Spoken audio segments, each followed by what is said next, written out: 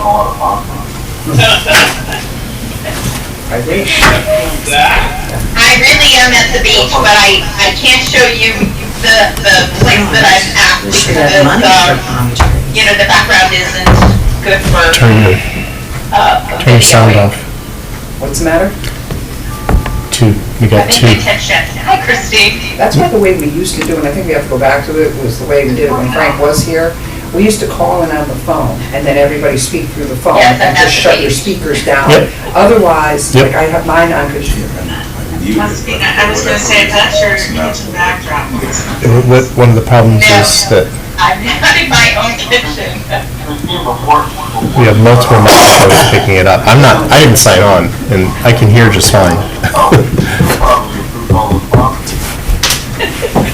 I don't know, should I sign on? I did. So I think everybody is Patrick on? I haven't seen Tom yet, so. yeah, Tom Hamilton's on. Oh, I don't see his face. I see his little initials. Yeah, I'm on. I'm just, my audio is not great, but I can hear people, so I'm here. Okay, perfect. So you're not going to show yourself today. You can get by with that. I wanted to get by with that today when I realized I didn't bring a business suit with me. That's one thing I don't bring. I know he's from one.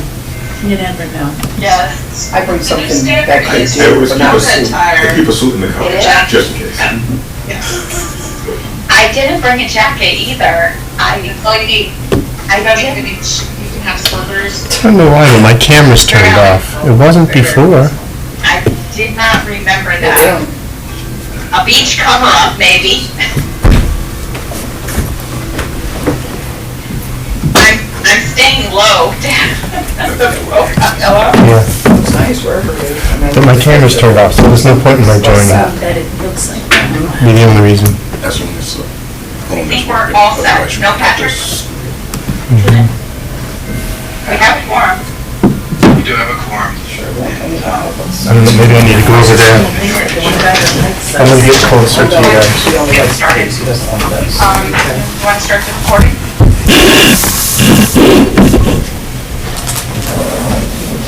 Oh, is this phone? Okay, I'll stay here. Thank you, Jillian. Good morning, all. I'd like to call to order the meeting of the Haven Subcommittee of the MARB. Today is Thursday, June 9th, and the time is 10:03. Thank you, everyone, for being with us. I'm Kimberly Kennison. I'm the designee for Secretary Beckham. With me today is Christine Shaw, who is the designee for Treasurer Wooden. I have a small opening remark just to let the members be aware that today many of the materials didn't come in all at once. So as we go through this agenda today, some of these materials were just sent out as of yesterday, such as a revised agenda, and Julian's kind hard work of pulling together some notes for us on the 5-year plan and the summary of the budget and their FY23 budget, as well as the minutes. Those minutes were sent out to you, though, prior, as we thought that we were going to have this meeting at another time, and earlier in this month, but we had changed that meeting and rescheduled it a couple of times just to provide sufficient time for the City of West Haven to provide the MARB members with a complete package of their information. But some of those items were still coming in towards the last minute. I'm going to apologize if I am clumsy today. I do not have my full packet in front of me with some of the last materials, and so I'm looking at multiple places to get the information, some on the computer and some in hard copy in front of me. So I will bear with me as I get through this, and hopefully I won't be too clumsy. Yeah.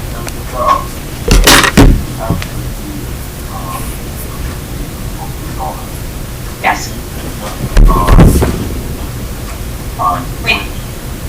Revised revision of the revision that we're looking Yeah. at. Definitely, and as well as Stephen, what we're going to do is in some of the materials, it might be easier for Julian to help and share some of them at that time, so it makes it easier for you to see it on screen. Okay? Sure. Christine, anything else do you want to add to the opening remarks today? No, thank you, Ms. Madison. All right, then the next item on the agenda is the approval of the minutes from April the 26th. If I could get a motion to approve those minutes. So moved. Thank you, Ms. Shaw. How about a second, please? I need to get people. Second. Thank you. Any discussion? Just a note, I'm going to abstain. I haven't had an opportunity to read the minutes. I don't know where they are on the file. Okay. That's fine. And if we feel that we don't have a quorum, then we can always pass on them to the next meeting. Your choice. I'm going to try to find the revised. Sure. Yesterday. Go ahead. Yeah, yesterday at 4 o'clock. But then, If they there were- hasn't been sufficient time to review, Right. we can table it. we can table. Christine, you were going to say something. Yes, just a point of order. If we have a quorum for the meeting, we don't need a quorum for the vote on the minutes. An abstention counts. It's fine. Right. No, I meant for if everybody wasn't comfortable with the fact that they just went out late. All right. No other discussion? All right. If you prefer,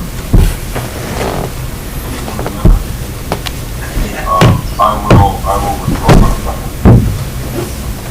I'm not willing, I don't prefer it.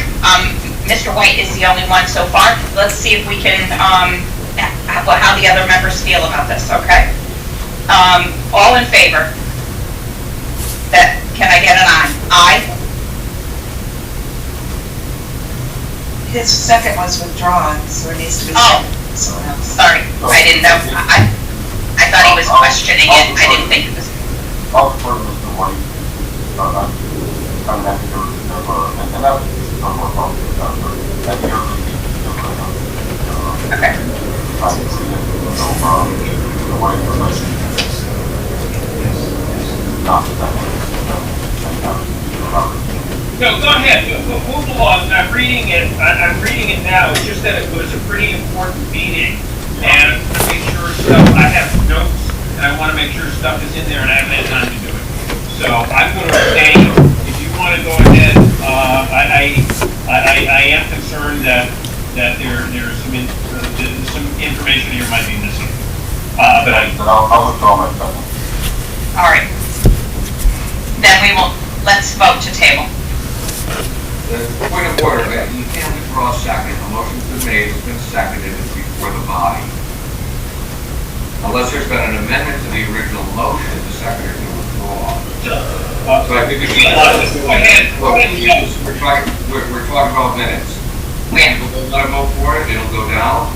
If they do, it'll pass, we can move forward. Thank you, Patrick. I am in favor of the minutes. Are you going to keep your second? He did make the motion.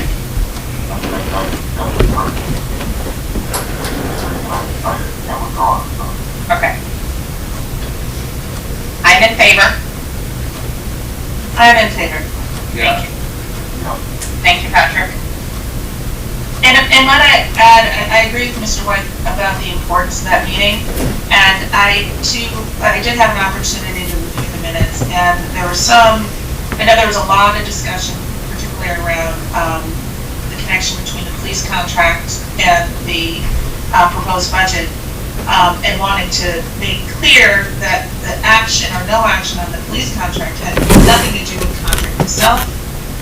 But I feel like the minutes effectively capture that. At the end of the day, I'm grateful that these meetings are recorded, because that does represent a fulsome account of the matters that were discussed. So I personally take it. Thank you. Mr. White, I'm putting you down as abstaining because I've heard that already. That's correct. And Mr. Hamilton. Tom Hamilton, yeah, I'm a yes, I'm on the phone, my internet. Yes. It's not right there, so. Thank you. And Stephen? No. Okay. All right. The motion passes and the minutes have been approved. Thank you. Next item on the agenda is an update on the fiscal year 2021 audit.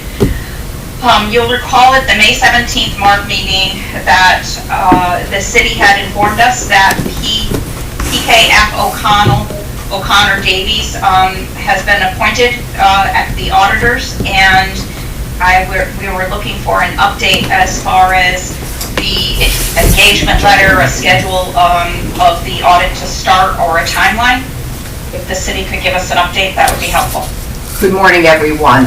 Yes, they have signed on. The council has approved the FY21 and the FY22 contract. Mr. Centofanti has already reached out to our assistant finance director, gathering information. We don't have a timeline yet, but as soon as we do, but they are actively starting it so that we can get it finished and then be on to 22 before you know it. Okay. Yeah, so the contract has been settled, the initial interrogatories have been issued, and so we were working on it. So the engagement letter's been signed? Or no, that's being worked on? It was, honestly, I would have to go and look because I signed a lot of stuff, but it definitely was approved by the city council, that I do know. Okay. So one of my questions that I had asked previously at the last meeting was to see if you were going to inquire on, rather than a standard audit, that you were going to ask them to do a little deeper dive in the audit and consider the IT part of it. I'm wondering if any of that was included.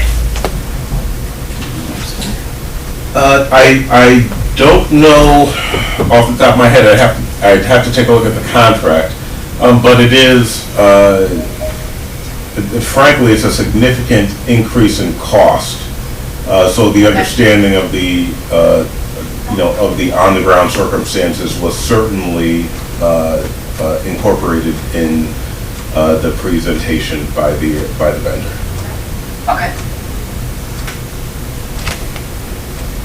But it's specifically IT that you're requesting additional information? Well, I had, it's about time for the IT to be re-looked at again from the prior time that it was audited, and the second thing was looking for a deeper dive in the actual audit rather than a regular standard audit. Ask. You suggest it if you want. Due to the. When we're done, we can come back to this, and maybe it'd be possible if I could have a copy maybe of the engagement letter. Absolutely. We have to submit that to the state of Connecticut, to OPM. So it will be it will be there shortly, if it's not there already. Okay. All right. Next item. Any questions about the audit from the board members?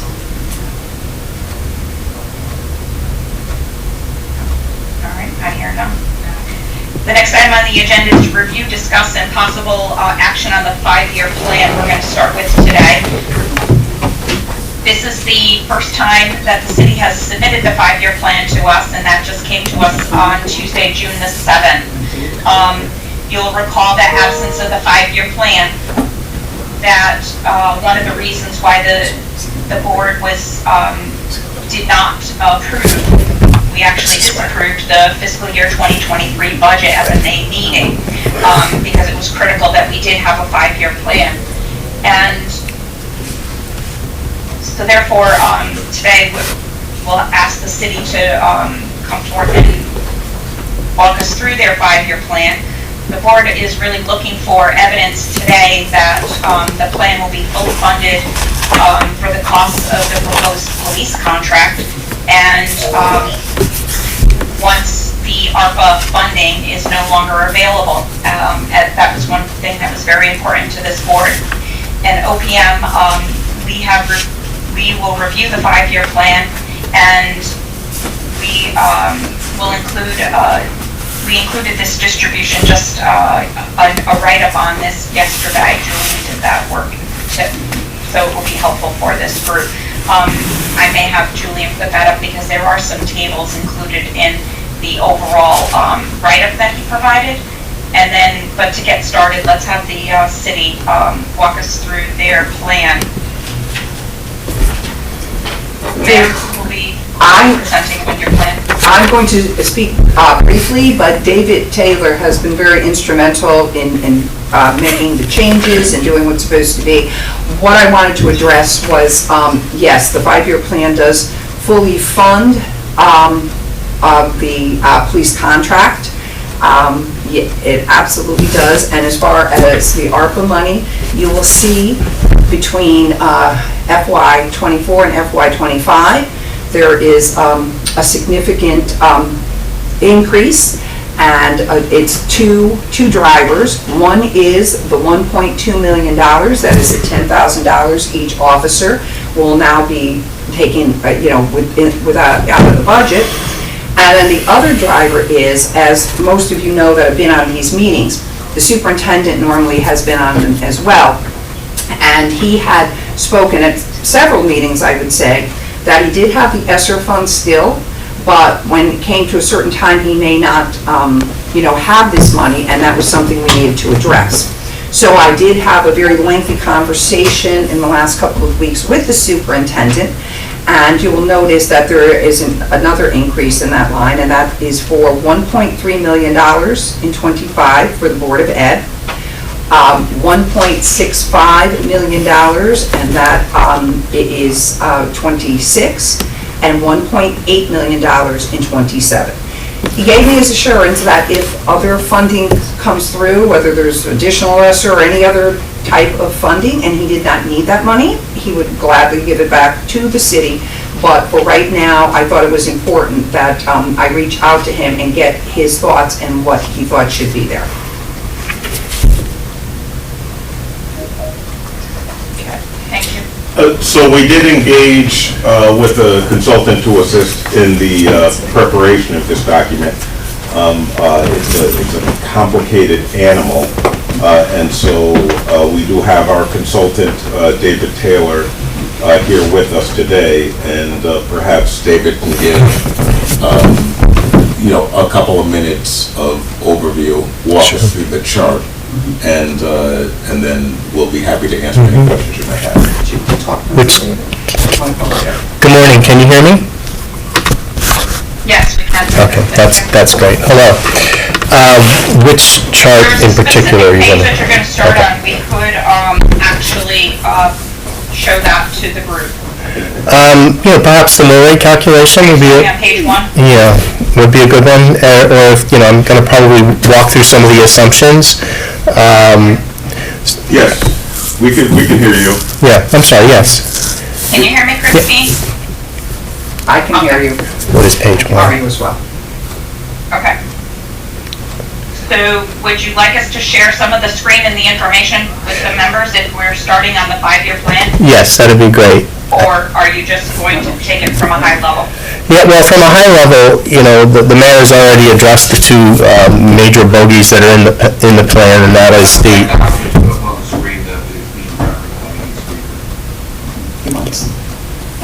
So if you can put up the documents that were distributed, and we'll start from page 1. Okay. Do you have the 5-year plan available? I just don't know which one that is. Let's see.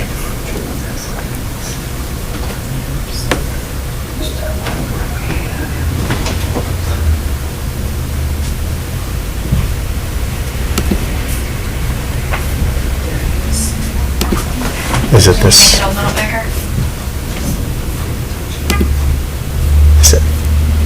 Is it this thing? Thank you. sorry, I don't know what you're looking at, so I have to come around and look. Everybody can see this? Take this. Here, if you want to, you can switch seats with me, that's fine. I have no problem with that. Do you want to- All right. So what we'll do is I just... Oh, okay.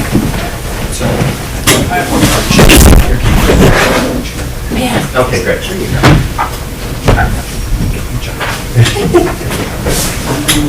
Sorry. He's presenting, we can't Yeah, hear you. sorry, Kim, we were switching seats. Oh, sorry, we're muted. We were switching seats because I've had trouble signing on, I was across the room, so I'm David Okay. Taylor. So, yes, you have the mill rate calculation in front of you. As you can see there is growth in the mill rate year over year. Starting at 34 for the current budget, and then moving on to what is it,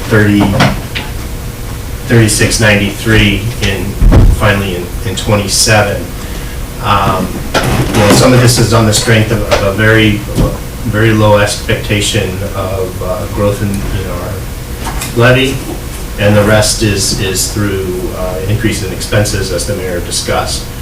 The drivers that we used on expenses were largely inflation rates provided by IMF that we found on the internet, and then the 2% raise for the general population of employees, and a 2.5% raise for the police officers through the period.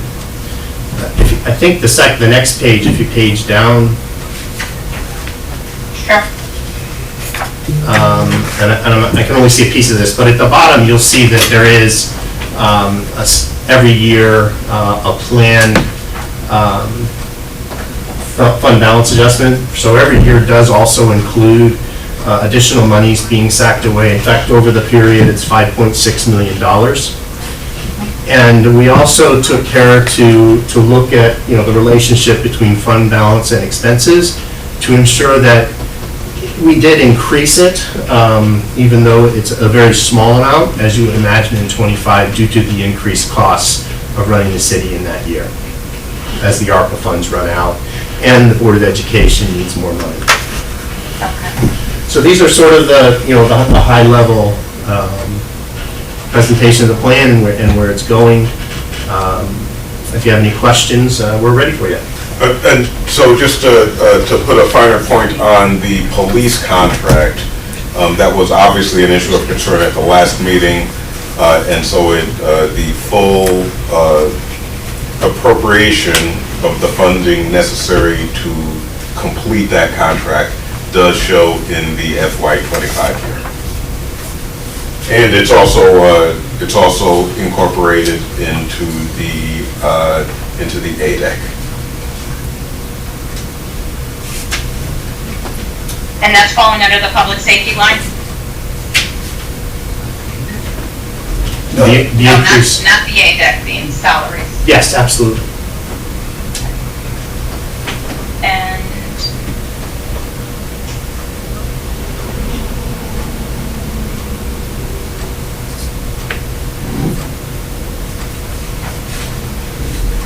any questions from the board members?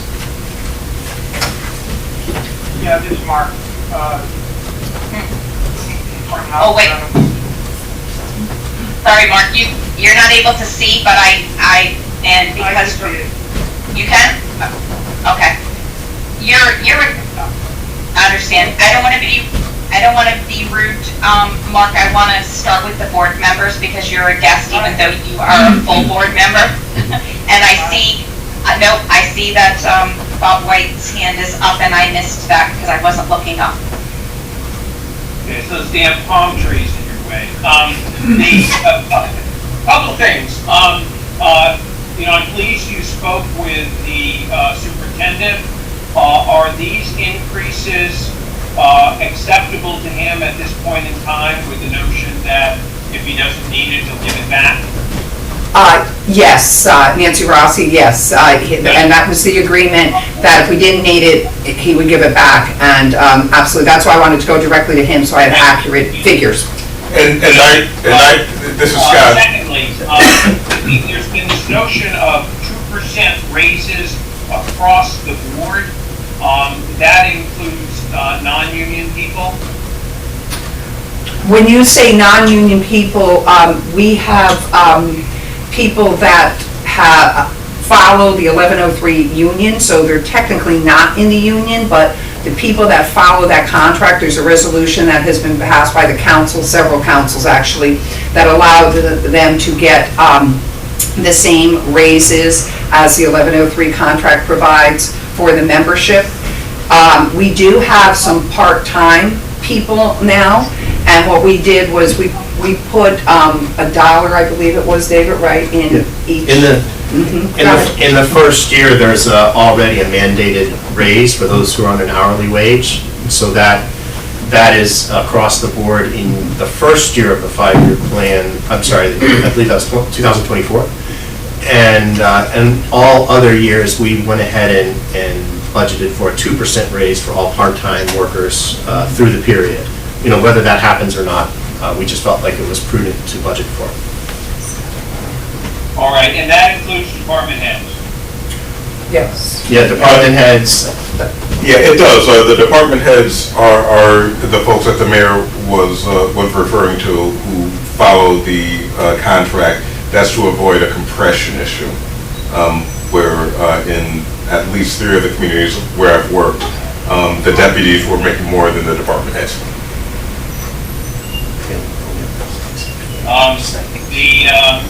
There was a question raised, I think, by Tom last time that there were a lot of new positions beyond the sort of the ones in the corner with pyramid and all the ones we've been talking about for ages. How many new positions are there, and are there was that box in the corner on page God knows what. Are there any positions budgeted that are not on that little insert?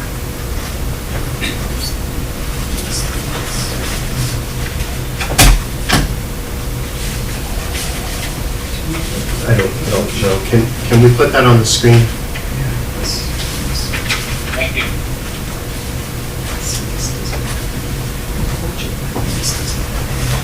Where was that? Can you put that on the screen? I just want to make sure we speak to it correctly. I think the reference is to a previous sort of summary document. It's going to take me a few seconds to find it. It was based. It would be the budget. Right, and it was positions that were previously unfunded that are funded in FY '23. So just bear with me a second. I'm going to try to find it quickly. Now,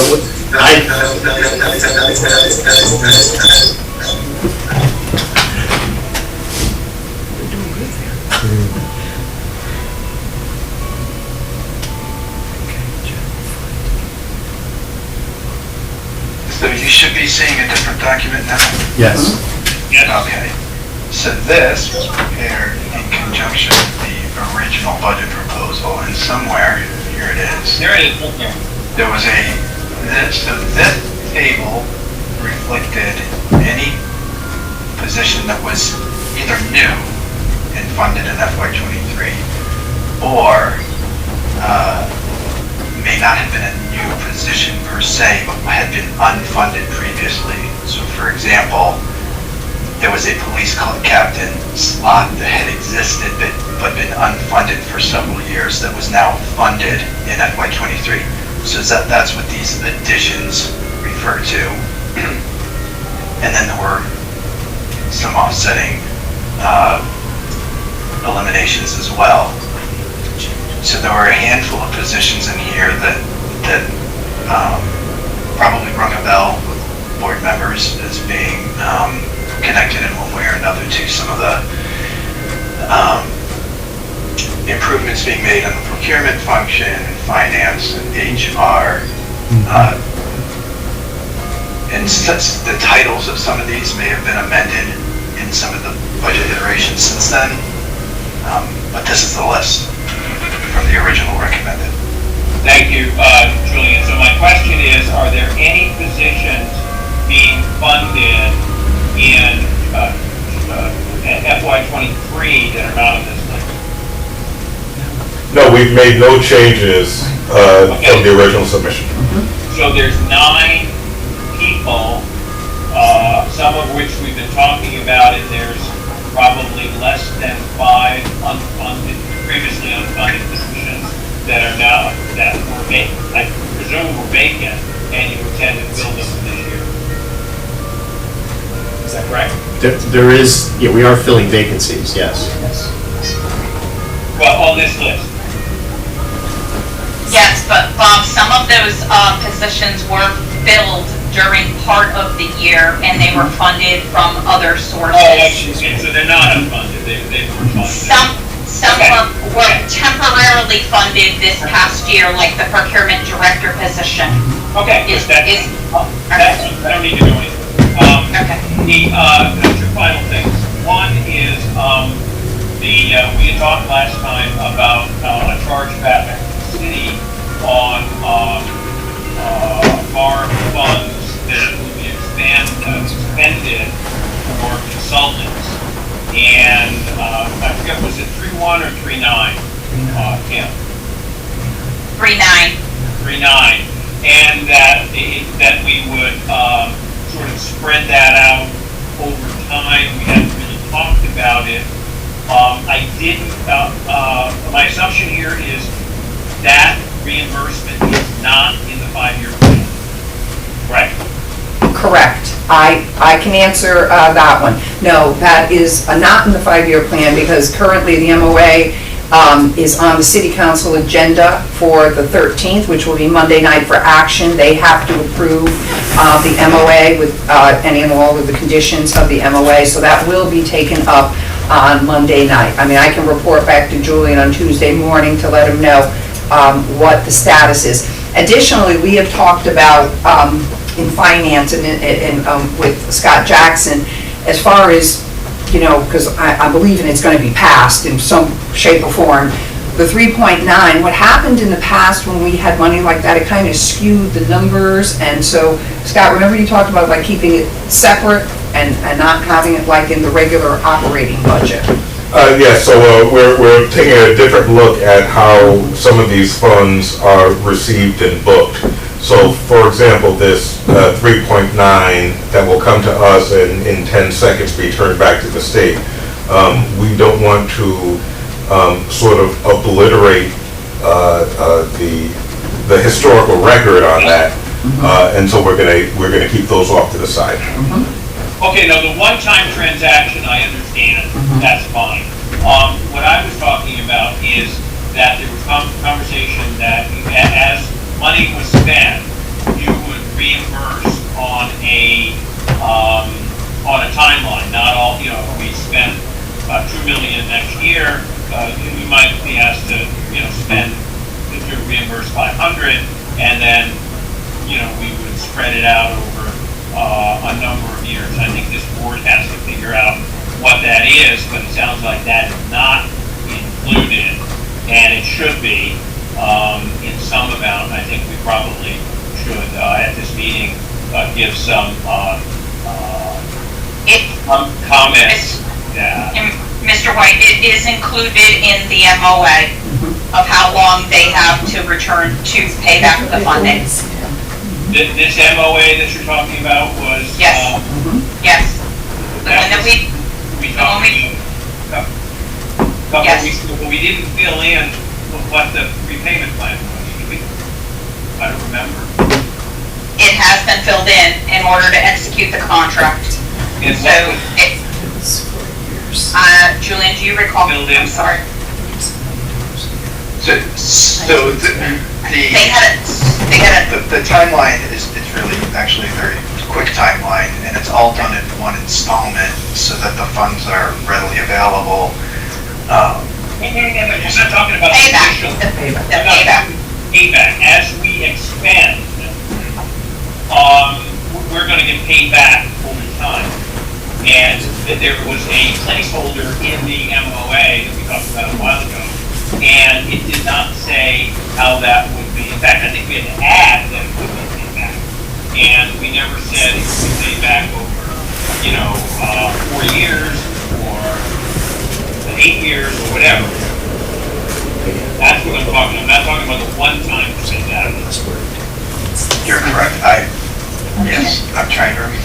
I'm trying to remember too. I thought it was like, I believe it was 10 years, but that's what I thought was 10 years. We don't remember the board discussing that. I do remember that we're discussing that now. I remember discussing the principle, not the principle. Right, exactly, I believe. Okay, well, my question has to do with the time. Yes. And my current understanding is the board has not acted on the time.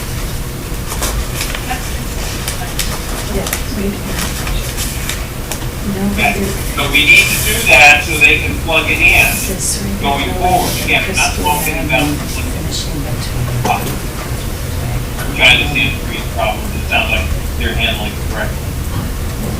Okay, let's put that on the agenda. My last question, and I apologize for taking up so much time, is the last time we were here, we concluded the budget was unbalanced because it did not take into consideration the increased ADAC. And if I understand the initial page on the proposed changes, that the net effect is somehow there was a decrease, I guess, that there was, I forget what the ADAC was supposed to be, it was like 2 million increase. But I know Milliman came back and said, wait a minute, we've been overestimating whatever. So am I correct that the new ADAC, which includes the raise, is 1.2? Is that right? I mean, I'm trying to figure out how you balance the budget that was unbalanced. Yeah, no, it's, 2 or 3. Yeah, it reduces from 3.6 to 2.3. Yeah, I believe the 1.2 you're referring to is the change. Good. This is Tom Hamilton. Can I ask a follow-up question on that? Go ahead, Tom. Yes, Tom. Yeah, I looked at the updated letter from Milliman. There are a couple of interesting things in there. One, it looked like, well, they presented both a scenario 1 and scenario 2. And scenario 1 was essentially the $10,000 raise, which immediately sort of flowed through to the retirees in the form of a COLA on 50% of the dollar amount. And scenario 2 appears to be some sort of potential proposal to sort of recategorize that $10,000, a portion of it being a bonus, and then part of it being a raise, and then it would sort of step down each year over 5 years, if I understood it correctly. So that essentially it sort of spread out the impact and muted the impact on the retiree COLA provision. And for whatever reason, it looked like you guys stuck with scenario 1 rather than scenario 2. So I'd like to understand the thinking there. Why didn't you choose scenario 2, which seemed like it would have had some positive financial impact on the budget during this 5-year period?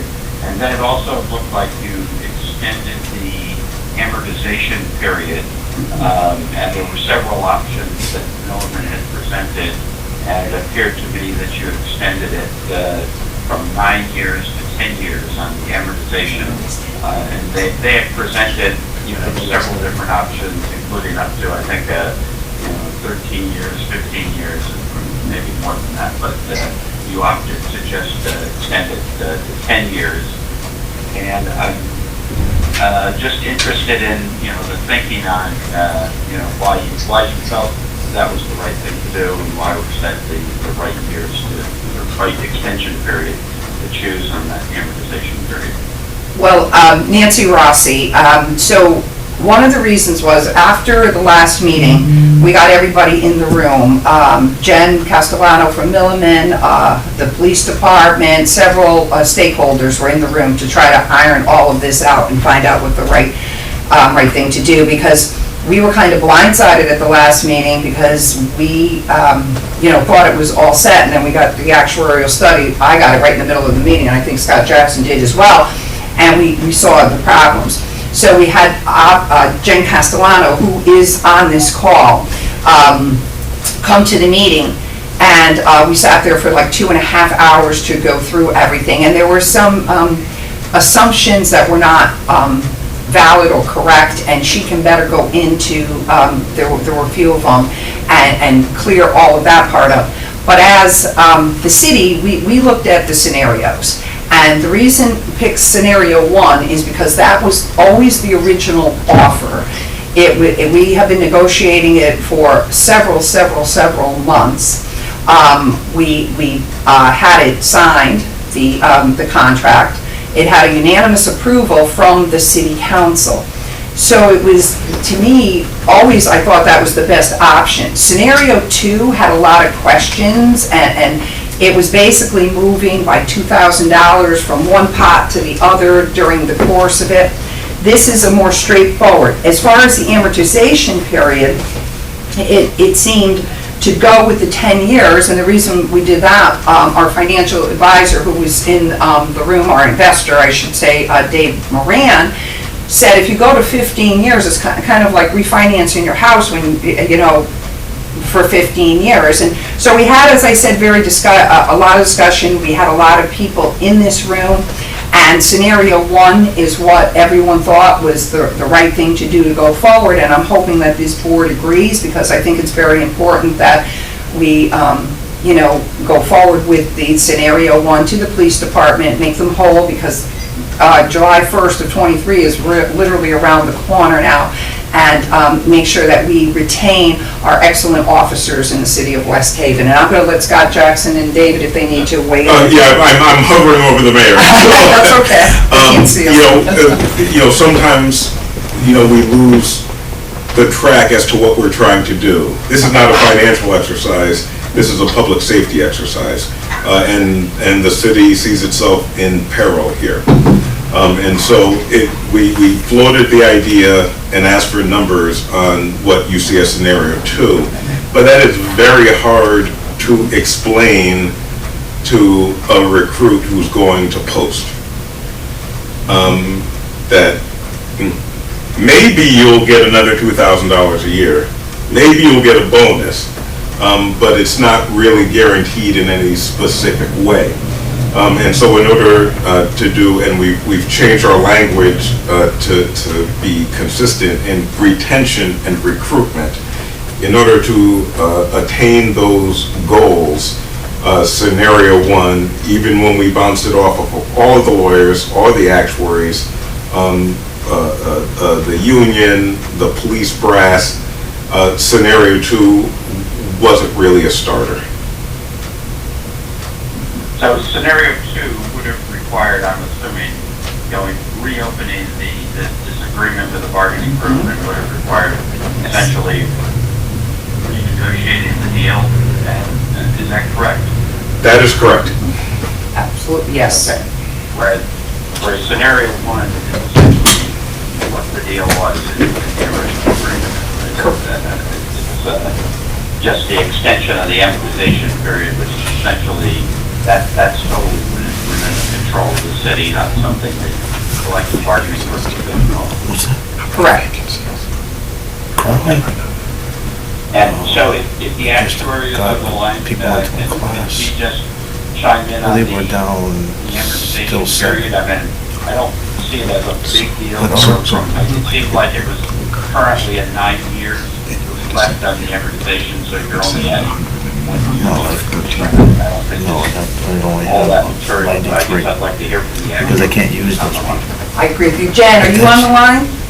I guess, So when he says that, you know, Thank you, Jen. I'll let you take it from here. we're down hundreds. Yeah, so That's switching to because 10, the they're 10-year amortization built period that- is something that we would have that into discussed it. with the city anyways. When I when say we did 120, that's the 120. July 1st, 2022 Our bottom line. evaluation. That you're using Dropping below an everybody every amortization day. period of 10 years is not And that's where it hurts. recommended because it introduces a significant amount of volatility into the contribution amount. Because each year we're amortizing any adverse conditions or any gains or Just to losses. have So it. to the extent investments underperform or overperform, or the liability moves in a way that's not expected, we have to amortize that over this remaining period. And as that period gets shorter and shorter, we have a shorter period of time to smooth out any unexpected events. So what we would have done anyways is talk about resetting to 10, potentially introducing layer bases. There's a variety of options that we could discuss with the city when the time comes, but moving to 10 is definitely a reasonable assumption, and it's pretty long. Thank you. Okay, great. Yeah.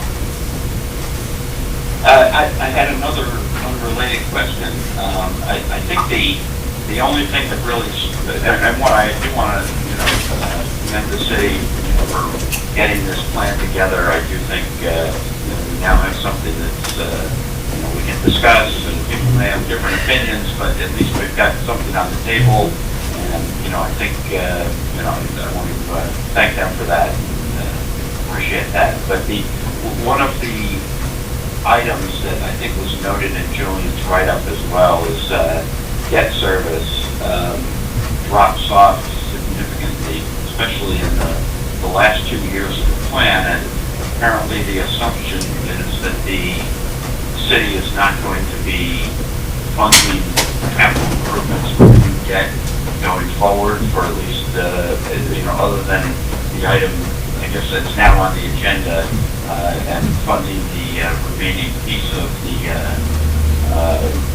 high school project. It looks like the intention here is to essentially not fund any additional debt, or not issue any additional debt over the next 5 years. So I want to just hear from the city, what is the plan, or is there a plan to address the capital needs of the city? Because obviously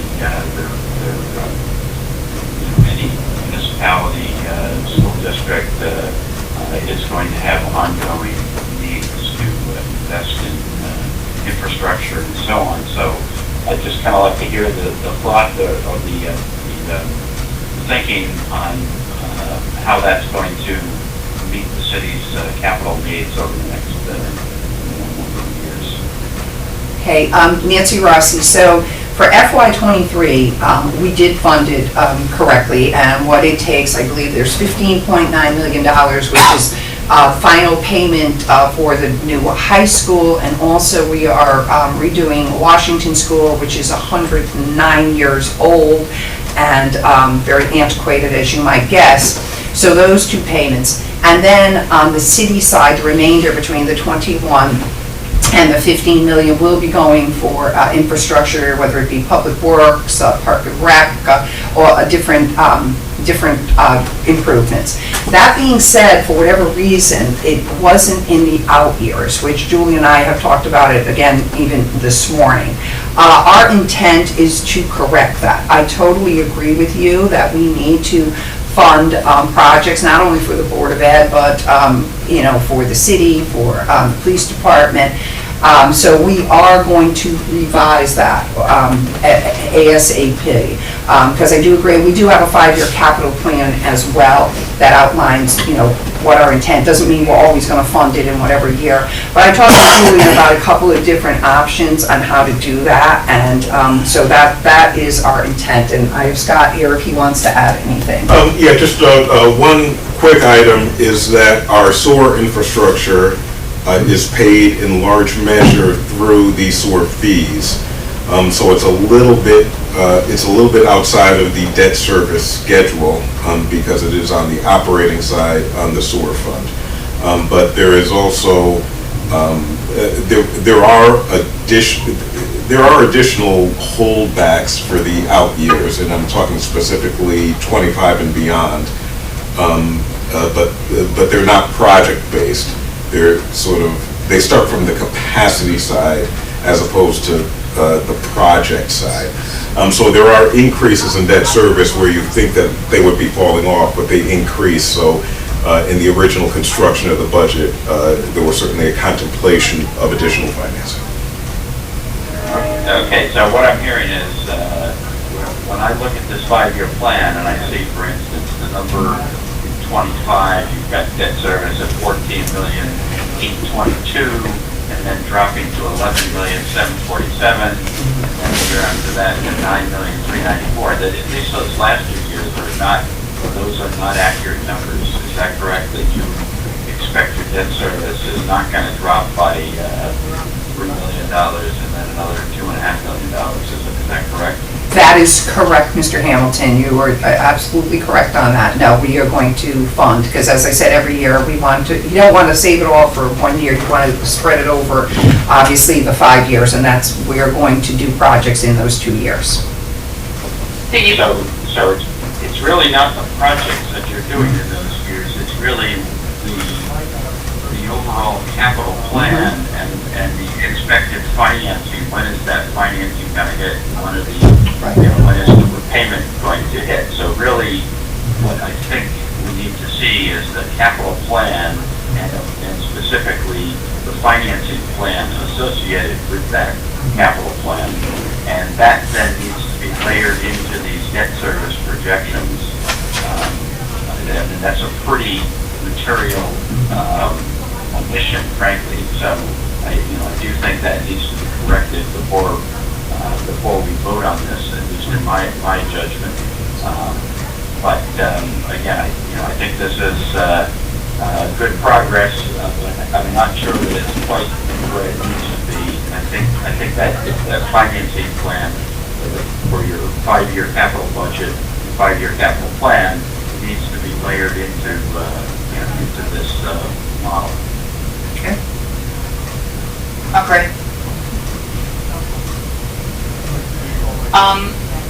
I see 2 other hands up, but I did want to piggyback off of 2 comments that were made. One was on staffing, and you had stated in staffing, it includes all those new positions for FY23. Does this plan include any other positions in 24 through 27?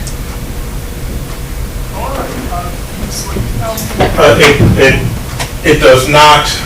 There are 2 positions being contemplated to be grant funded, but not within the general fund. Okay.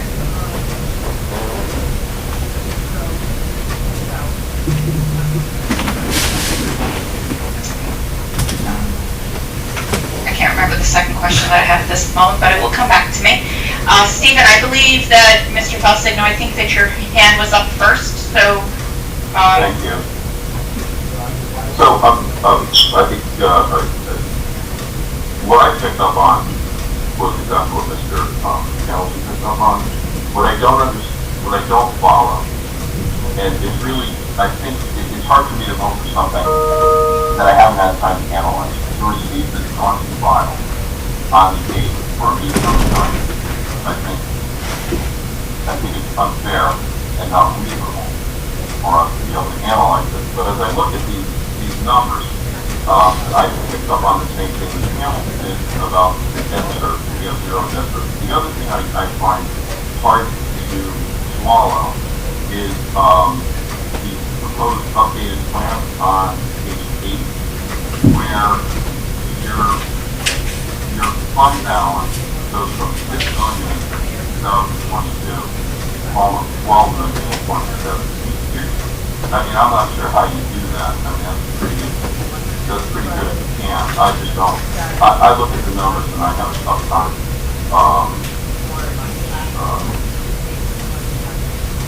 rationalizing it, for lack of a better term. I myself need a lot more time to analyze the budget, and to omit, or to even think that we're not going to ask the question about the 5-year plan and the work that you do with the debt service, I think is unreasonable to think that that's not what it is. Put it to the question. And to omit that in those 2 years, to have the numbers suggest something very, very different than what they actually are, I find a little difficult to agree to, unfortunately.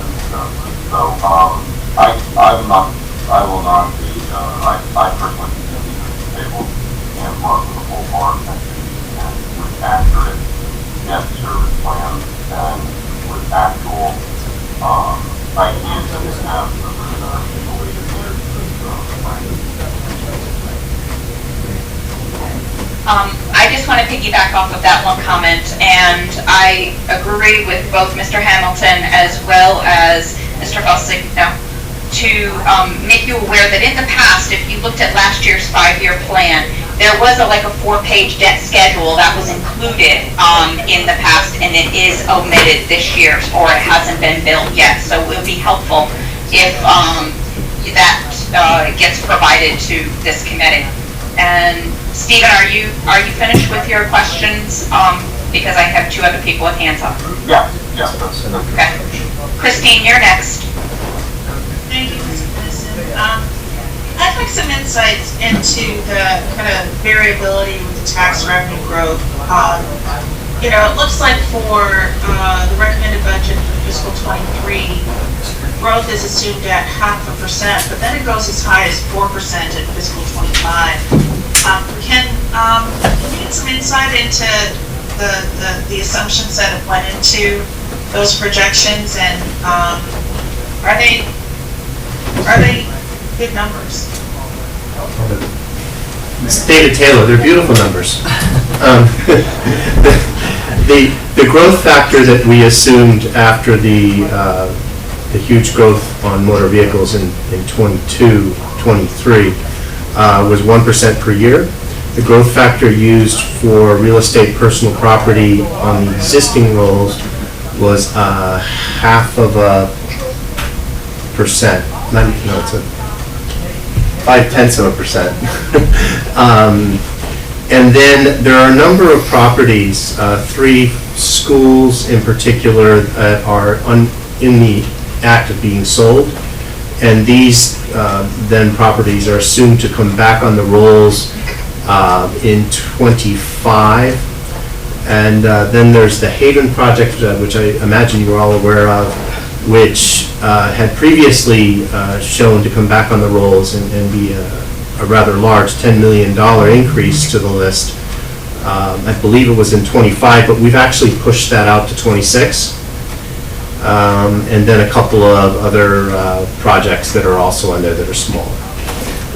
So certainly the big drivers David identified, the Haven being the biggest of those projects, which I think rationally pushed out, but the sale of the schools will have a material impact on the grant list. All right, I'm looking at a chart which is Caption mill rate calculation, and there are different percentages there for, it's at the very bottom, tax revenue growth. That's really the set. Yes. Those were the set of figures that are driving that question.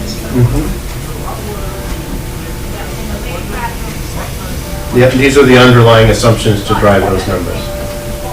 So can I jump in just for a second? Yes, please, Joe.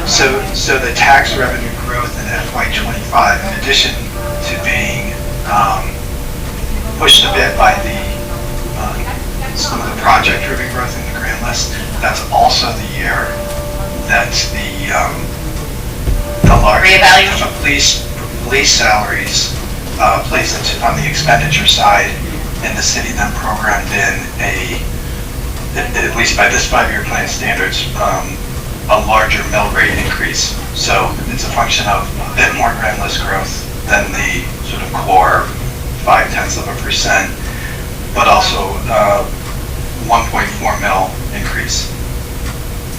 Julian, one of the other drivers, if I could add, is that is the year in which the Board of Ed starts to take increases as well. Oh, thank you.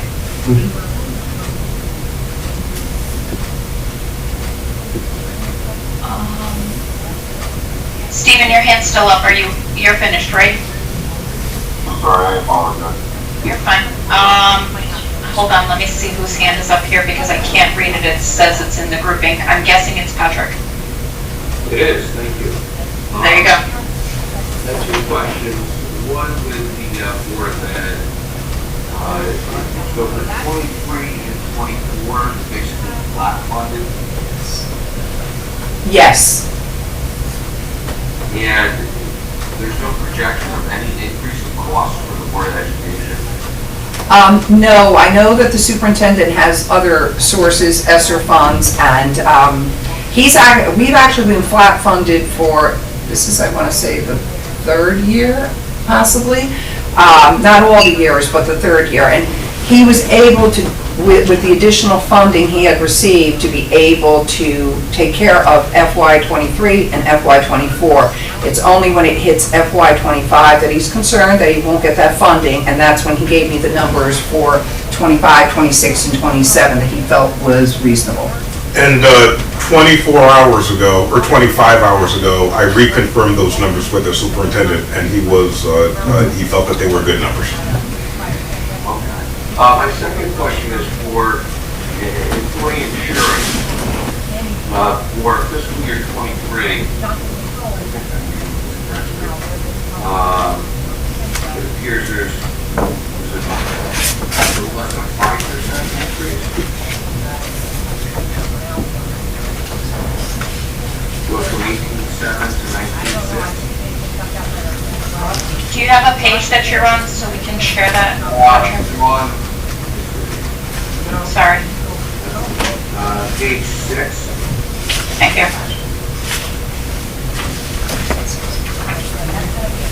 Julian, thank you. Can't see my page numbers. That says 5.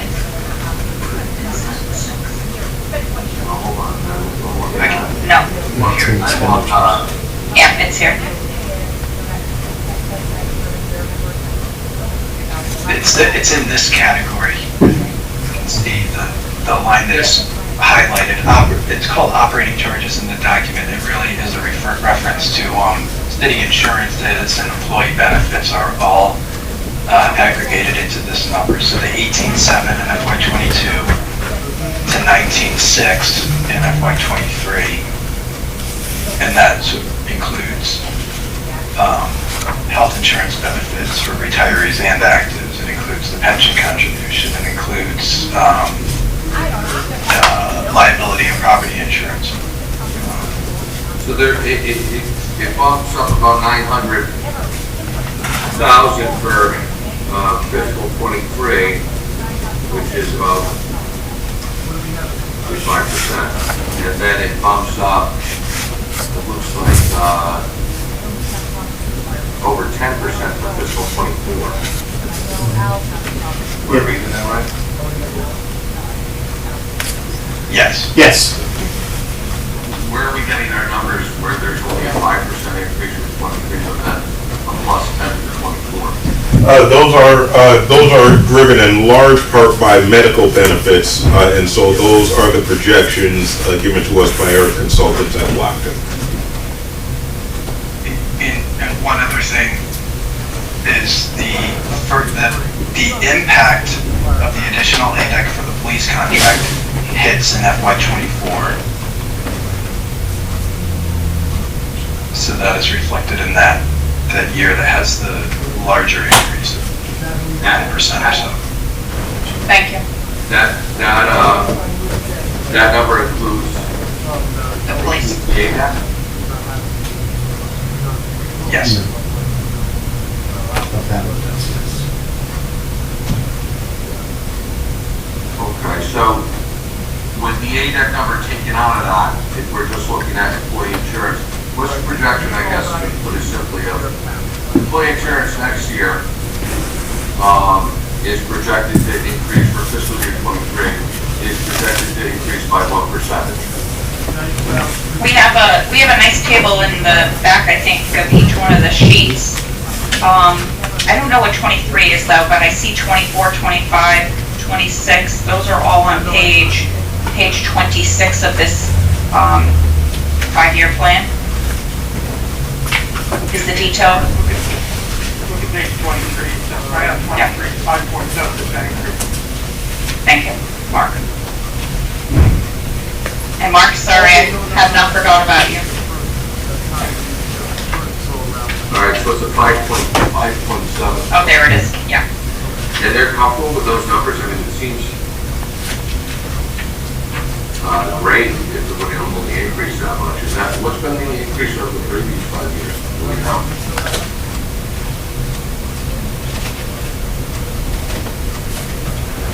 One of the questions I was going to ask. Sorry. A 5-year look back, general increase. We don't have that available, but we can get that to you pretty expeditiously. Thank you, Kim. I'm done. Thank you, Patrick. Any other questions? Mark, I think you're next. Yeah, first of all, police contract, let's come to, I don't want to say reality, but police contract is in existence for another year. There's no need to renegotiate the 2.5% increase already negotiated for next year. For whatever reason, both parties chose to renegotiate a new contract in the middle of an existing contract that calls for a 10% base increase plus 2.5%, which is about a 13% increase for each employee, not counting increment. And I object to the Scott's characterization of it being in peril. We have cities right now that are, one of which we agreed to an MOU in the middle of a contract to attract and retain, and that has, they have a 25% vacancy rate. You have a less than 10% vacancy rate. But I fully understand the necessity to increase employee benefits in a labor negotiator. I think that the difficulty in West Haven itself induced self-inflicted wounds rather than anything else. With that said,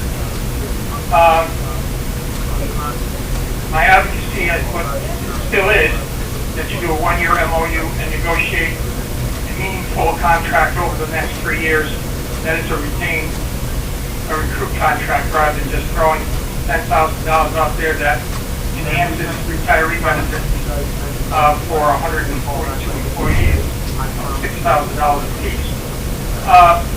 That said, I just have a series of questions that I would need for the next MARB meeting to be answered rather than, because I don't expect you to know them now.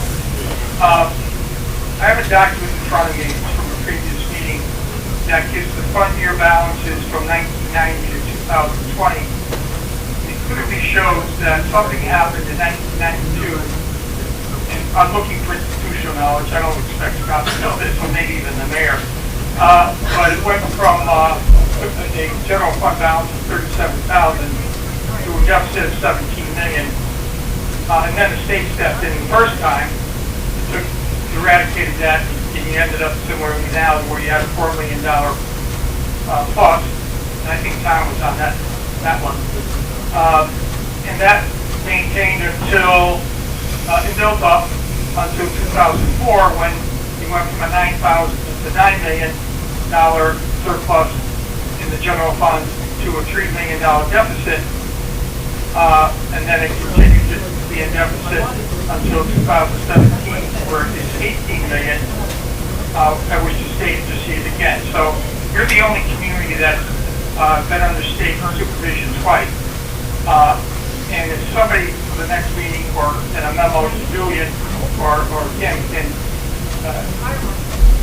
communicate to me at least what the driving forces were for such a large, unusual swing between the general fund balance to a minus balance of 17 and 18 million, where the state had to step in to save the city and or save the city. That's number one. The second one is on the, and Dylan is on the line, I know, but the assumption on scenario one, which is the existing COLA for retirees. First of all, you can't negotiate for retirees against the law. So the retiree benefits cannot be adjusted even if you want to do scenario two. You can't negotiate with actives to that affect retirees, unless you did a bonus concept, which they were trying to put forward. Now, I don't know if that's legal.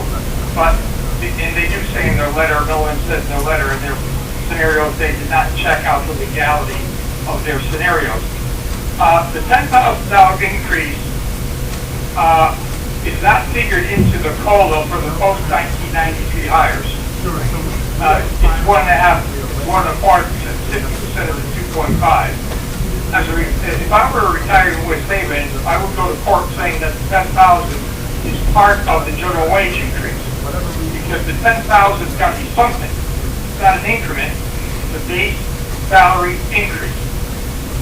And if you add that base salary increase, percentage-wise, to the add, as it says in your proposal, 2.5% comes out to be about 14-point-something%. Half of that, 6 or 7%, depending upon the position that the retiree held at the time of retirement. So it's not, the ADEC would be in error for those that are on the percentage increase, not the dollar amount increase. If you included the $10,000 as a percentage, not just the 2.5. And I would certainly, as a retiree, probably retain a lawyer to argue that I should be given 50% of the 10,000. I mean, yes, the 10,000 should be converted to a percentage, etc. That said, can you provide the MARB, seeing as how you're voluntarily going into some contractual negotiations, with the salary increases for each individual, dollar amount and percentage amount, no names. There's 103 of them. With your proposed increase over the 5-year period, because I'm not sure that the numbers add up. And also the impact, I don't know if Hillman would need to do that, on the retirement benefits in dollars and percentages for both groups. Not arguing that 10,000 being part of the base pay. That'll be a legal question that retirees choose to go to court and sue the town for.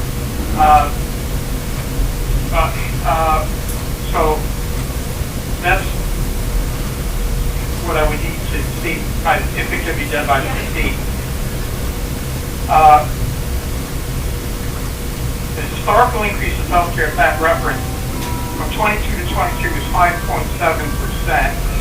The state partnership plan that now is in play with the, and I'm not talking about retirees, because personally I don't trust lock these numbers, that's a separate issue. State partnership plan increases your assumption is that 7% over the 5 years annually. We show, or as Scott said, it's easy enough to get with those percentages than the state partnership plan over the past X amount of years. I mean, plus you're going to be adding new people into your workforce, which is going to cause an increase in healthcare costs anyway. But at least from a premium share perspective, 7% doesn't appear to be too outlandish. But I'd still like to see what the trend has been within the state partnership plan over the past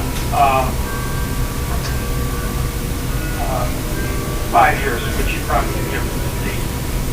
And lastly, Board of Ed came up with a $2 million surplus this year, turned back to the town. And I get the idea that he's operating with grants, but he's supplanting, Scott, I assume what he's done is supplanted the local tax dollars with state and federal dollars and is turning back the local dollars to the city. And he intends to do that over the next 2 years, I think. At which time he doesn't believe he can supplant anymore, and he would need to have an increase. Is that fairly accurate? Yeah, I wouldn't want to characterize it, but, so in your industry, Mr. Wackenberg, you certainly know that one of the biggest drivers of Board of Ed costs are things like outplacements for special ed and transportation. And when you are not running buses after school for a year and a half, you end up with a surplus in that account, and it's material to your operations. So I don't want to characterize it, and I don't think that Superintendent Capellaro is on the call, but there are certain fairly sizable cost drivers that provided that surplus, and I wouldn't want to speak to him.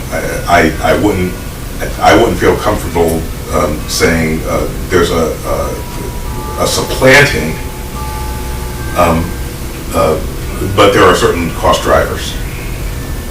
Yeah, agreed. And you make a very good point during the pandemic period. Transportation and special ed costs. Well, I don't know about special ed costs, but certainly transportation would be something. But it's just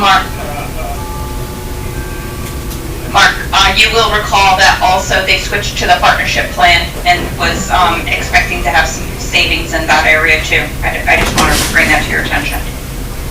Good, I would like to have some understanding of where that large amount of surplus came from the board, not that it's of any consequence, but the mayor has talked, and Scott has talked, and feels comfortable with the flat funding. Here's the state to be operating on state and federal grants, so, and outside resources, so I think it's similar. But hopefully the questions that I've asked can be provided. But as I said before, just on closing, as a member of MARB, and this with the subcommittee, when somebody says police contract, I think of it as being a contract that's going to expire. And when the mayor says it's an urgency, there is no urgency. It's an urgency that they have developed based on what they perceive to be a need to recruit and retain, that I am certainly not convinced of, for a variety of reasons. They won't here. But renegotiating a contract out for 3 years rather than coming up with an MOU for 1 year is quite different. And lastly, are you aware that Scott would know this, maybe, are we aware of any other community that has used ARPA money for the purposes of salary increases for any employee group? I'm not talking about retain and retention bonuses, because I know towns are doing that. Matter of fact, we agreed with some of them. But to incorporate ARPA money into the existing salary schedule, are we aware of any city and or other town that has done that? I mean, certainly of the times that we oversee it hasn't happened. But correct. This is wonder if OPM is aware, or we are aware, or mayor. Yeah, we are not aware of it, and I can tell you that the state isn't getting some of that information, as that money that is collected to the towns from an ARPA perspective. I am also unaware, Mr. Waxenberg. Which is why we sought legal counsel on this to dig in, provide us with an opinion. Yeah, I don't think it's legal, I think the question is whether it's fiscally astute or not, because in the end, taxpayers paying millions of dollars of contractual expenses previously were funded by federal funds, and the question is not that they should get the benefit. The question is it well thought out to recoup your retain? As I said the last time, New Haven has a pension system, which unfortunately you chose, what they chose to give up. New Haven pays more money, has a pension system, and they're 25% lost, and they owe 25% big to you, 400 staff, 300 actuals. Hartford, without violating any confidences, has a pension plan and has decided to modify it to attract and retain new hires. You are not in any position to do that. So I guess the only position you have is money. And I question whether money is a driver to retain new employees. Giving $10,000 to a person that's making $90,000 is not going to retain them. And then lastly, if you look at the end of Milliman's documents they sent to us, I don't know if any other board members have seen it. You've got a 58-year-old individual making $99,000 in benefits. And according to this, you're going to get that individual a $6,000 raise. I don't know if the taxpayers in the state are looking at taxpayers departure of the state would consider that a wise use of local tax dollars. Believe it, I'm an advocate of retirees for myself, but I'm just not sure that's appropriate. So that said, I look forward to your response. Kim, am I allowed to respond? Thank you. Thank you, Mr. Waxenberg. Yes, you can. Okay, thank you very much, and thank you, Mr. Waxenberg, for what you have outlined. We're going to have to agree to disagree. I still believe there is an urgency, and the reason I say that is because I go to the police commission meetings when available, but at the very least, I get the police commission agenda with the packets. It's very rare now that we don't have an officer leaving, and the reason in their exit interview is because they're not paid the same as other municipalities, and they have families and bills and everything else, and as much as they would love to stay here, they can't. In fact, since the last meeting, I know another one, if not one or two, we're thinking of two, were left after the last meeting because they were afraid that, we weren't going to honor any of this and go forward with it, and so they went to other municipalities. So again, I am very concerned. We have crime here, as you know, and I know all communities, and I also want to point out that so far, and our residents are not bashful by any means, and there's been a lot of council meetings and public input, and if anything, there's been overwhelming support for this and for our police officers to get increases so that they stay here, and a lot of them still do live here, not all, but a lot of them do, stay here in our community because they're here, they're known, they work well, they're hard workers, and they all speak highly of the police department. As far as the ARPA, I haven't checked either, but now you've sparked my curiosity, so I absolutely will. But I do know that what we wanted to make sure, and we did get documentation, is that that was an intended use for ARPA money that you can to retain. So it is a perfectly legal use. Once again, the council has embraced and I believe unanimously approved the $1.2 million for FY 23 and FY 24. And again, we have an excellent police force. We don't want to lose any more of our policing, and I understand other communities may be different, and that's fine, but our community wants to retain our police officers. Thank you. Am I on? Yes. Yes. Yes.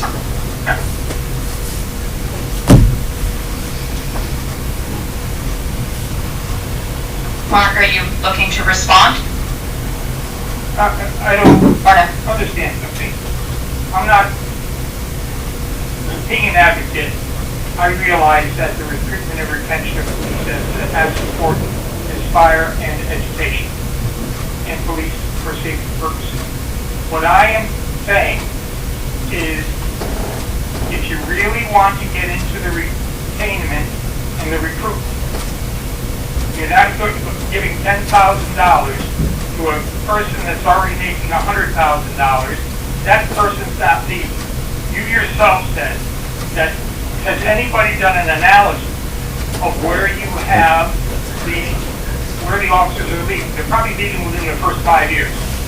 Is that quote unquote severe? And I believe it is, because, as I said, the self-inflicted wound. You were taken over by the state twice. You're the only community that's done that. 4 employees that suffer because of the mismanagement of the town.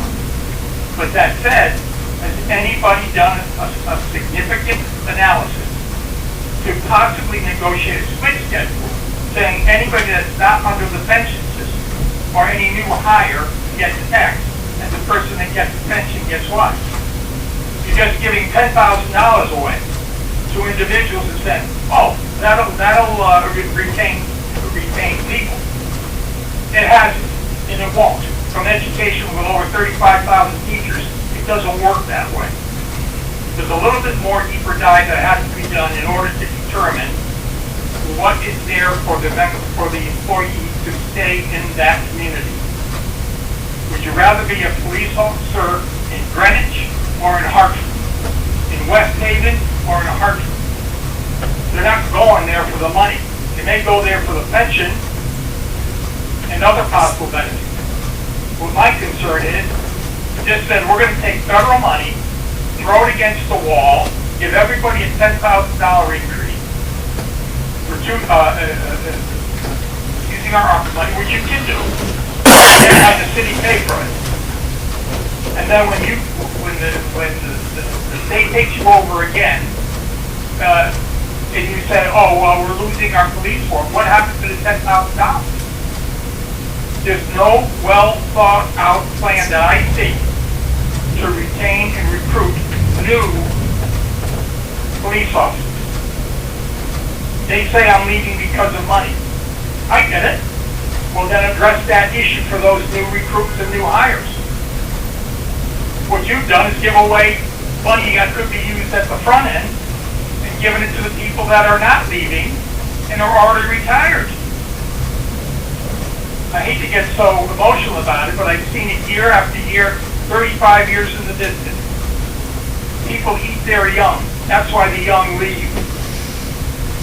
And you have to start thinking about what the future looks like and will look like for the young person that wants to be a police officer in West Haven under a salary schedule for them that makes sense. I'm all for salary increases for the West Haven police. I recognize they're the lowest in the unit. Somebody has to be lowest. As I said, the lowest because of the situation in West Haven regarding the whole host of issues you had and you have, but I'm just not convinced that a $10,000 salary increase to the world is going to retain long-term your employees. I just don't see it, but that's my own personal opinion. I would hope to see, and you're not obligated to do it. You're doing it because you're under threat of losing 2 people who say I'm going to leave unless you give me $10,000. Police commission, of course the police commission is going to say, just like the fire commission. I'm still waiting for the fire commission to come up with one singular financial advisor. We asked for that 4 years ago. That hasn't happened.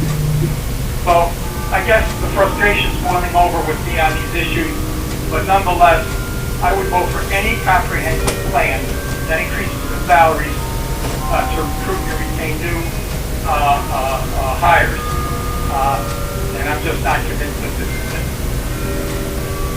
Thank you. Thank you, Mark. Mr. White is next. Thank you. I think there's a separate agenda item on police contract. Yes. I think we really should finish the 5-year plan and the budget.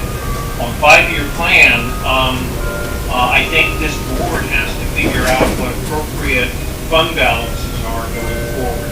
My understanding is 5% is a bare minimum. This predicts, before any allocation for substantial capital expenditure financing in the outer years is barely at 5-6%. And my suspicion is that's going to go down in the out years when they figure in debt service. So I think we need to put a stake in the ground of where they should be, and it's going to be a lot more than 5%. So I think the existing budget, the existing 5-year plan is deficient in addition to the other reasons because they are not aggressive enough on the general fund. The other thing is, I note I'm a little confused, is that the proposed changes to the budget said to increase fund balance by $1.3 million, or by 732 to $1.3 million. But I don't see any surplus in FY22. I don't see any increase FY22. I do see $1.8 million in FY23. And then there's something about an adjustment for the police. But in any event, I think that we should put a stake in the ground as to the fund balance going forward and help them, encourage the budget to meet that. And I think there's more cutting to do. And I think we ought to talk about the police when we get to the agenda. Okay. I just want to piggyback off of you, Mr. White, on your comments on the fund balance. I do agree with you. I do realize that the fund balance has gone off the mark of the prior year 5-year plans, which did get us up to just shy of 6%. It was 5.96% in the prior plans for FY25, and then in FY26 they were at a solid 6%. So if they had leveled that off and then get to FY27 with the 6.77, I do see that as progression. But also, I would ask that this board then takes a look at a fund balance policy where they don't fall below a specific fund balance and end up in this situation so that they can have a rainy day fund. Yeah, I just have one quick thing that I think that as we think about, it's a little early, when they get out of Tier 4 supervision, if they do, what's the goal? At this point, they're barely over the 5% in 4 years. So, I don't know about other people, how much time they want to put into this, but, I think we've got to say what it should be and when it should be, and the bottom line, in my view, is it's got to be a lot more aggressive than it is. Thank you.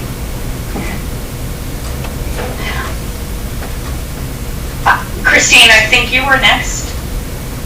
Thank you, Ms. Kennison. And just to pick up the points that both you and Mr. White made, I do think it's important to have benchmarks and a clear set of expectations around how it is the city can move out of Tier 4 designation. I think it's been said many times over the last several years, both in the context of West Haven and other cities under MARB oversight, that the goal is to get them to independence. And so if we have some, criteria for that progression toward independence, I think that will be helpful in terms of level setting and making clear what the goalposts are for the city and for all of us on the board. Agree.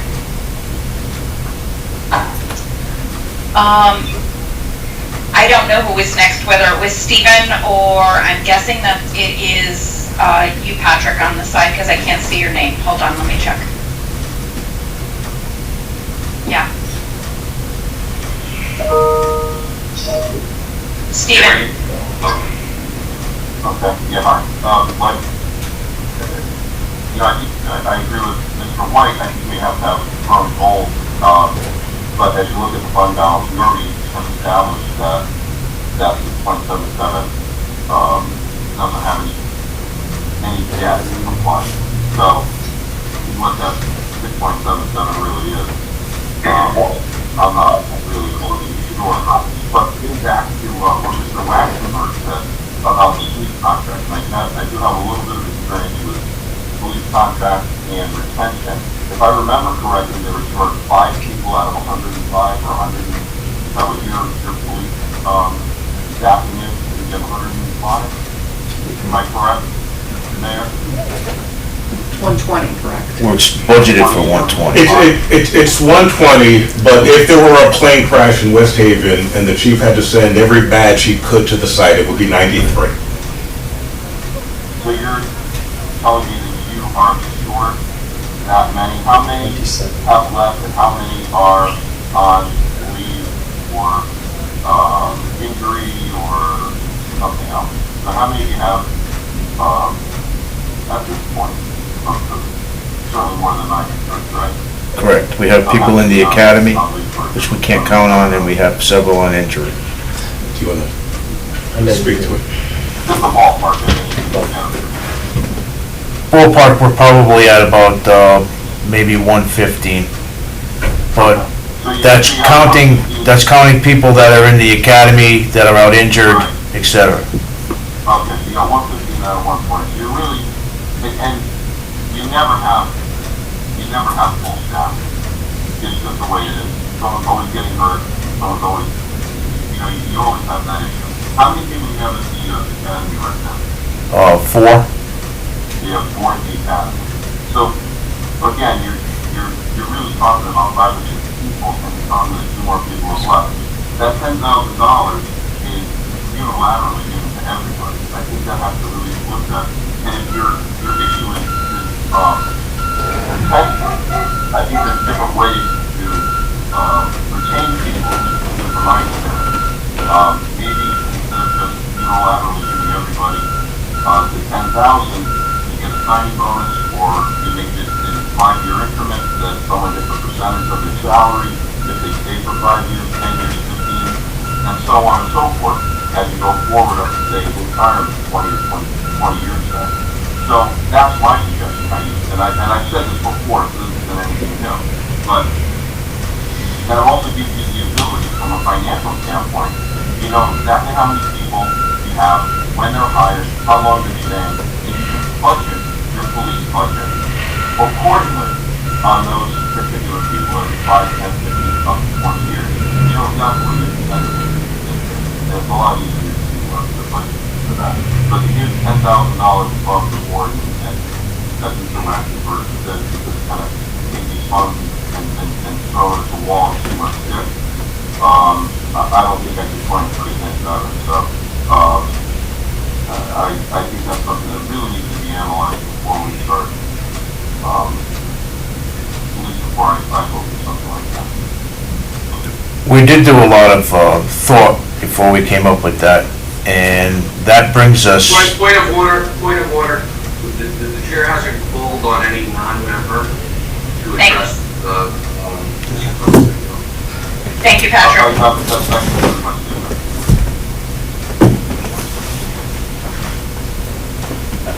Kim, this is Tom Hamilton. I wanted to go back to the fund balance. I'm on the phone, so I can't see who's hand up. Okay, I apologize. Tom, we do have also somebody, we have Patrick waiting because his hand was up, so I apologize. Okay, go ahead. Yeah, go ahead.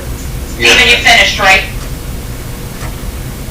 I'm sorry. Okay, thank you. I apologize. Okay, nope, you're fine. Yeah, I think it'd be good to get through this so we can move on to the police contract as the agenda dictates. With that said, a couple of things I have concerns with. Some of the projections here, like the Haven, that's been ongoing for a number of years. And I just, even though it is pushed out several years out, I just am not as confident in it as the city leadership is number one. Number two is getting back to the MOA regarding reimbursing the state taxpayers for the money that is supposed to be laid out to bring in folks to help move the city forward. A couple points of concern. I want to say that when it was kind of honorably discussed that the actual timeline was talked about over a 4-year period of payback, and that was I believe stated by Secretary Beckham. To that degree, going to the fund balance, I think part of that, and we haven't seen this MOA that's been presented to the council, have we? Yes, it was shared at the last meeting, and Secretary Beckham is the one who approved for us to move forward with finalizing it and getting it off, and I believe it was with the blessing of this board. But he is not here, so I do not want to speak on his behalf. Yeah, I don't know if anybody recalls voting on a action, or at least a MOA that was presented to us. With that said, but I do recall, not in any document, but in discussion, that there was a point made about that, and I don't know if this is in the MOA, that the payback to us would occur as long as it didn't infringe or drop them below a 5% fund balance. Yes. Yes. Yeah, so that, leaves me a little bit of some concern with that, because I know was up on the board, whatever the fund balance was going out for this year and next year, it was, I believe, below 5%. Am I correct? Correct, and remember, we just received this final information a day or two ago. I will tell you that the original alignment of the prior 5-year plan did state in fiscal year 2023 that they would have met the 5% if they stayed on plan. Right, so... Okay. So that's the difference, is that? So, I mean, to me, I have an issue with it because I think, part of the, reimbursing us for money that we laid out, we've already laid out $16 million, that we have to lay out due to the continued inefficiencies in the city, to know the way it looks, at least under the new 5-year plan, that wouldn't even start to be considered, and that's assuming this thing doesn't change, that everything goes right, would even be considered until fiscal 25. Okay, and then to whatever degree it would be considered as far as a payback goes. But I would like, so I have an overall issue with the 5-year plan for many reasons that have been discussed by my colleagues on the board. But I would like, maybe if Julie can forgive me, clarification if there was a vote on the MOA regarding the payback of state funds at the earliest convenience.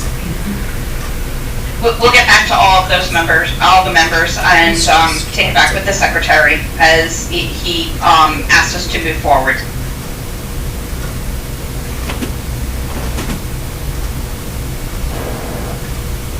I'm done. Thank you, Patrick. Can I jump in? Yes, Tom.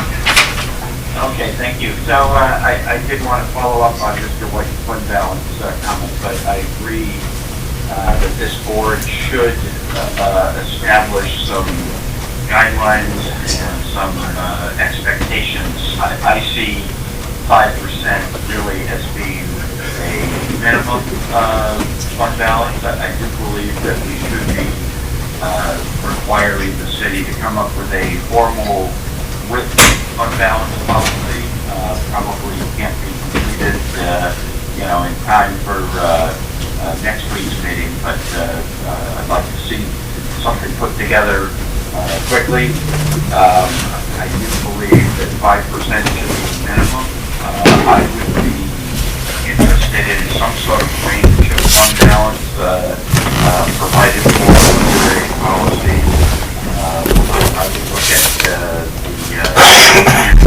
fund balance levels for other single A-rated municipalities. I think West Haven, absent its financial difficulties and efficiencies that we're also familiar with, I think that West Haven really should be a solid single A-rated community, and or even a half a notch above that. So I would look to see what the median of other single A municipalities in Connecticut is, and key into that as being an appropriate benchmark. It might be somewhere, I would be surprised if it's in the 10% range.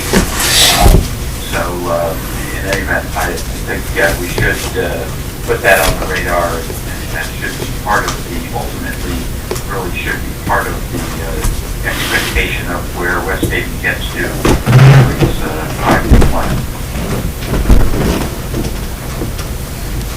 Thank you, Tom. I agree with you. All right, any other questions from the board members on this 5-year plan and the items they're missing and the things that we would like provided to us before next week's meeting? Julian, did we miss anything? I do not want to forget you.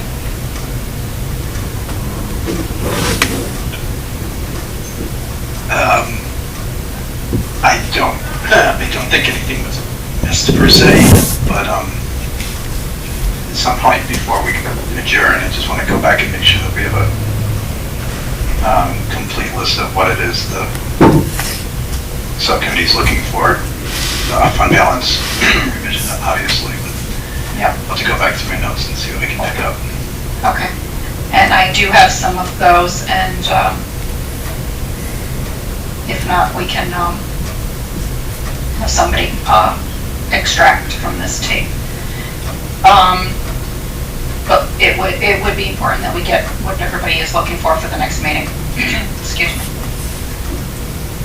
Right, and so there was, well, a lot of the conversation kind of overlapped with other agenda items, so I just want to make sure that I'm clear and the city's clear on what needs to be changed for 5-year planning purposes and some of the others. Again, clearly overlap, but... I agree. Yep. Understand. Do you want to do that right at this moment before we move on to other topic items to make sure everybody has it for the 5-year plan at least?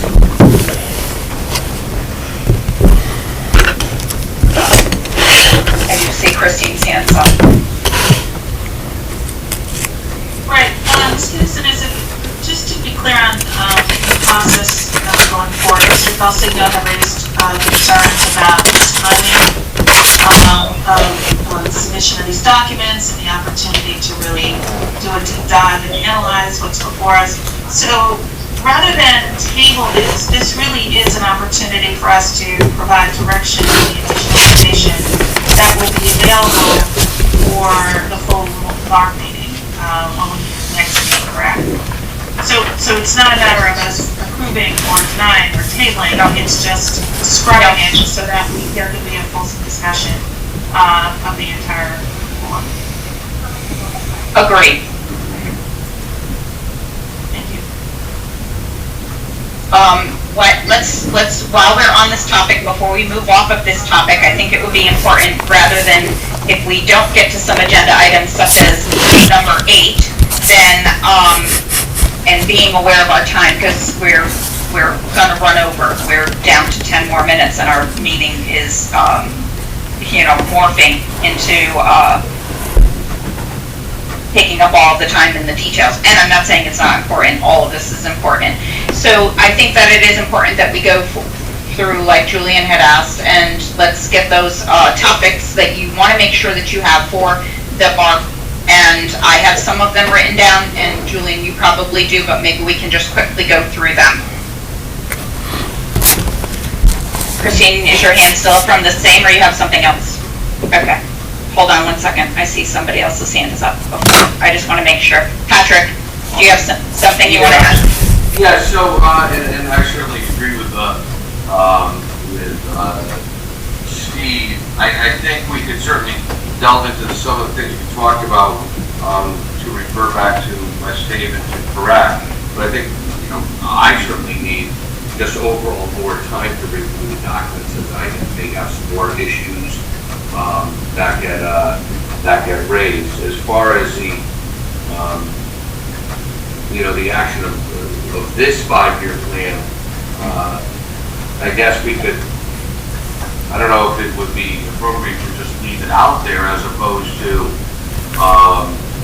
It says possible action, so at this moment, from what I'm hearing from these members, is that we're not going to take action today on the 5-year plan. well, certainly it doesn't seem like we're going to take action to approve it for recommendation to the Right. full board. So, Right. yeah, I just wanted to move the issue, as there may be some more questions that come about as we're able to, on our, own time, a little more in-depth review. Sure, can we also then get a timeline so that it's sufficient that we get it back to the city, and then the city can get it back to us, knowing that we normally have a mailing that would go out for next week on what, Monday or Friday, Julian? Yeah, I mean, it's Friday or Monday, I mean, Friday, right. I prefer to do it tomorrow, but Yeah, right. So it does. Do you have some dice? Got some dice. Days ago, people have commitments, I'm sure, during the day, like most everybody sitting here on this board.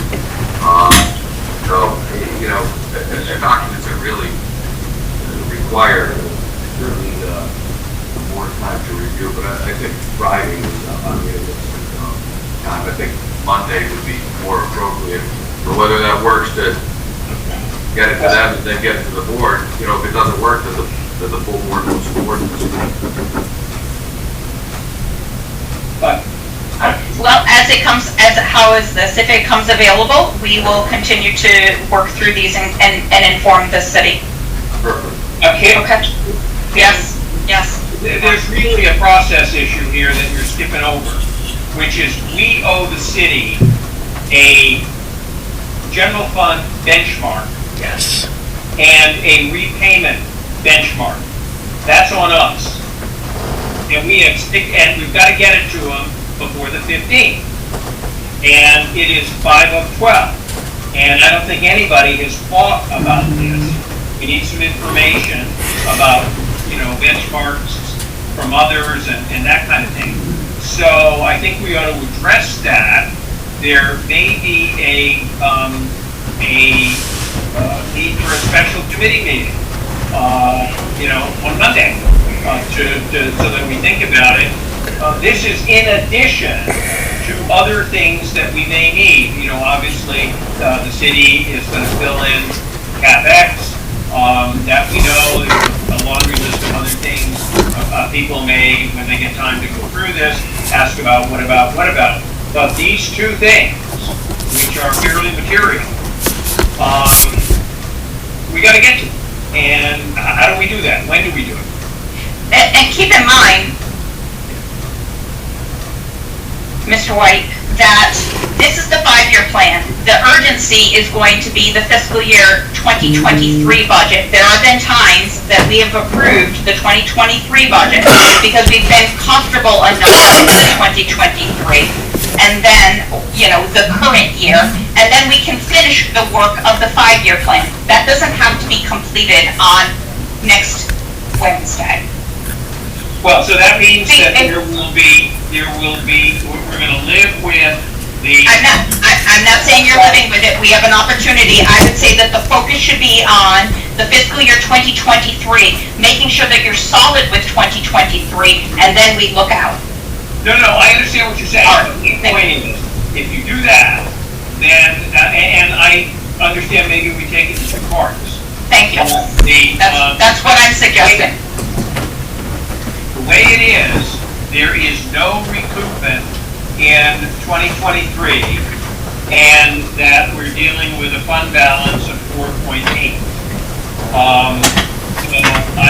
Okay, if you want to talk about that in the budget, then we can do that, but I think we do need to get that pretty soon, because we are going out for 4 or 5 years on fund balance. I'm in agreement. I am in Nothing in 03, so I'm going to be in favor of a pretty big boost to fund balance in 2020. I'm done. Any other questions? Comments?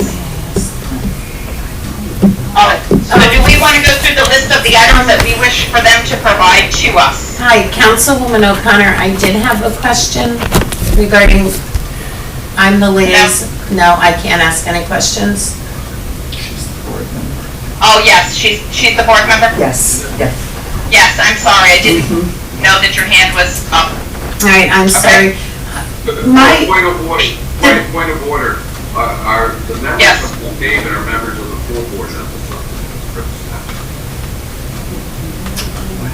So does that mean I can't ask? Not if you're recognized by the chair. Speaking is for the members of the board, for us to ask questions. Okay. I would, Ms. Henderson, I think it might be helpful to hear what the question has to be, please. Thank you. One of the big concerns of the council is getting out the tax bills. So we were hoping that things would conclude on the 15th. So what do we need? How are we going to accomplish this so that we can get the tax bills out this month? If the board does not agree, and from now until the 15th, based on the budget, and there is no agreement with the budget that has been provided from the city, the MARB will implement a budget on behalf for the city. That is the requirement of this board, the full board. There will be a budget that will be created. Now, please understand, we do want to approve the city's budget. We don't want to do your budget, okay? We would like to close the gaps on those items and address those items, and let's have the city create their own budget and fill those missing items. I think that everybody would understand to come forward and provide a 5-year plan that is missing some very alarming items, such as your debt. We need to have that information. We need to have that information. And also, the choice of changing your budget for this year and coming off of the 5-year plan, what is the reason for doing that? And also, you're putting the funds back into fund balance for this year is a reduction from what was previously proposed to us. And a 5-year, not proposed, it was actually approved 5-year plan. You're coming off that mark. So in your very first year, you're already coming off the mark, which means that those benchmarks need to be met, the original ones. And so then I would suggest that what would happen is if we can't get to that point where we have a budget that is approved, similar to what has happened once before, that the city then had to send out initial bills to the folks, knowing that if the budget got approved after the fact, there would be a revision that would have to be done if it impacted the mill rate. And so I think it's beneficial that we get to the point we are provided with the information that is needed, and some of this was provided in the past, but it's not coming together now. Okay. Thank you, that was helpful. Okay. All right, any other questions? Can we get to creating a list of those items that we are looking for on this plan? So that Julian knows what he's looking for.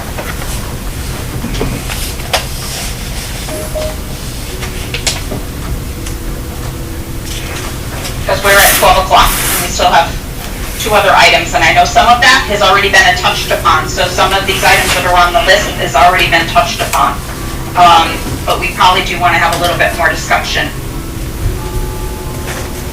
Regarding the 5-year plan, okay, I think that the city should take a look at the overall budget and take a look at the fund balance that is being put into play. You've heard that message today.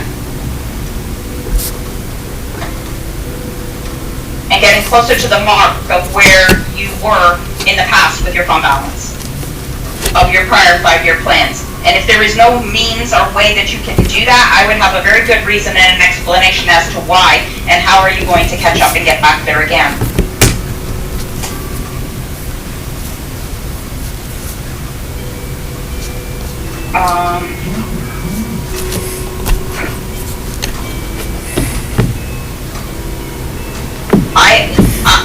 The capital plan needs to be included in this 5-year plan with the debt. Detailed information about the debt and the layering. We heard from Mr. Hamilton of saying what the capital projects are, how much is the debt. There was a 4-page schedule that was provided in the past on the 5-year plan. We need to have that included again. City, are you taking notes of this? Yes, ma'am. Yes, I am. Okay, thank you. Anybody else that can take a look at their list? And I would like to know if you have any other positions that you are looking for in the out years, because I don't think that there were any new positions, at least it wasn't discussed. I think a list of assumptions of what these assumptions are in a summary, very quickly, similar to how you have your dollars in here for your table. Tell us what the assumptions, maybe there's an assumption page that you insert and say, here's what my assumptions are for the salary increases and all of that, so that this way it's not verbal, it's written. That was provided. They have it.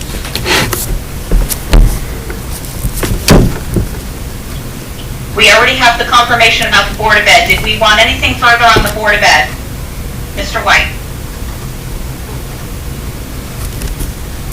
I was fine on that. Okay, I wanted to make sure. Yeah, wanted to make sure I have it written down, and I was fine with it. I commend them for doing that. Yep, I agree. And Now we're touching the fund balance, right? I did talk about the fund balance Debt service. with the debt service.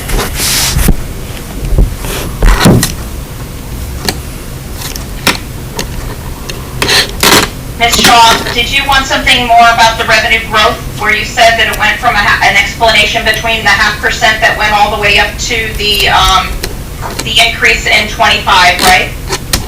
Maybe that's listed in the assumptions? If that is something that could be explicitly laid out, I think that would be helpful to others reviewing this. And I understand that, but I am satisfied with the explanation that was offered today. Okay, thank you.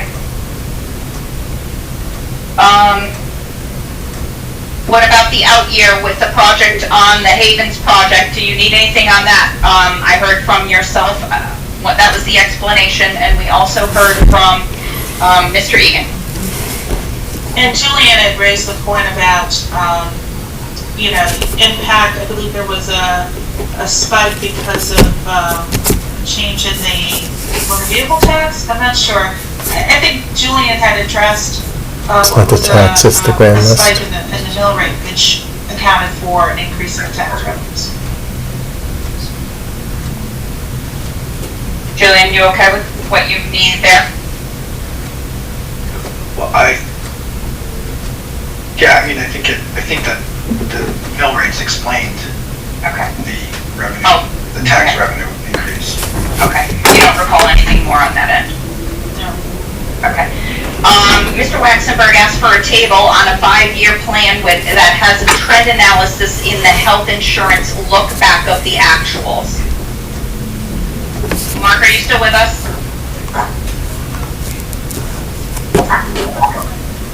Maybe not. Do you recall that, City? Mayor? Yeah, I'll Okay. be there for a while. Was it Okay. That- you asked- 1910, I think? Okay, you asked for that table, to be updated. You also asked about the fund balance, I have that written down. And you wanted an explanation on the prior fund balance and what were the driving factors for the prior year trend from 1990 to 2020 of the deficit. What were the triggers? Yeah, if anybody's still around, Explain that. The next item I have for you is, it had to do with the contract, and I don't know if there was anything else. Oh, yes, there is something. You want to know about a table that would have each person's salary, not their name, and you would have the dollar amount and the percentage amount in two different columns, so you can see that comparison. And the impact, going out 5 years based on this new contract, and the impact on the active employees versus the retirees. Do I have all of that? yeah, the retirees are tiered, so. Yep. Also can, I don't know if they would get a legal opinion, but the question of that $10,000 for the tier, let's call it tier 2 retiree, where their COLA is based on the percentage of, what they call the GWI. I think the $10,000 considered as part of the GWI for the purposes of the COLA increase for that retiree. I think you need a legal opinion on that. Okay. Scott, you have that? Got it. Thank you.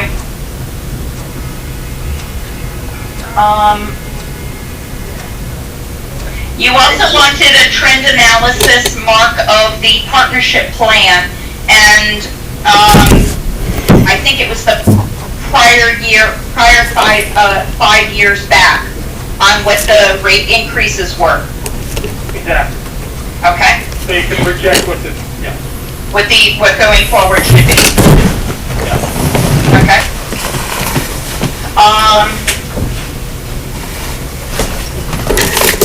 Did you want to know something about the Board of Ed surplus coming forth this year being the 2 million?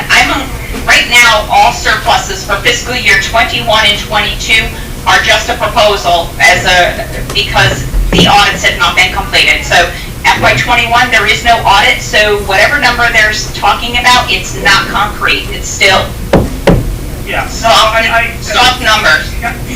No, Scott has explained it well in his conversation with us. So we're good there. Okay, thank you.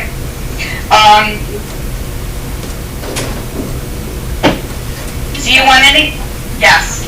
Go through your list because I have another. Do you have, Mark, did you ask for anything more about,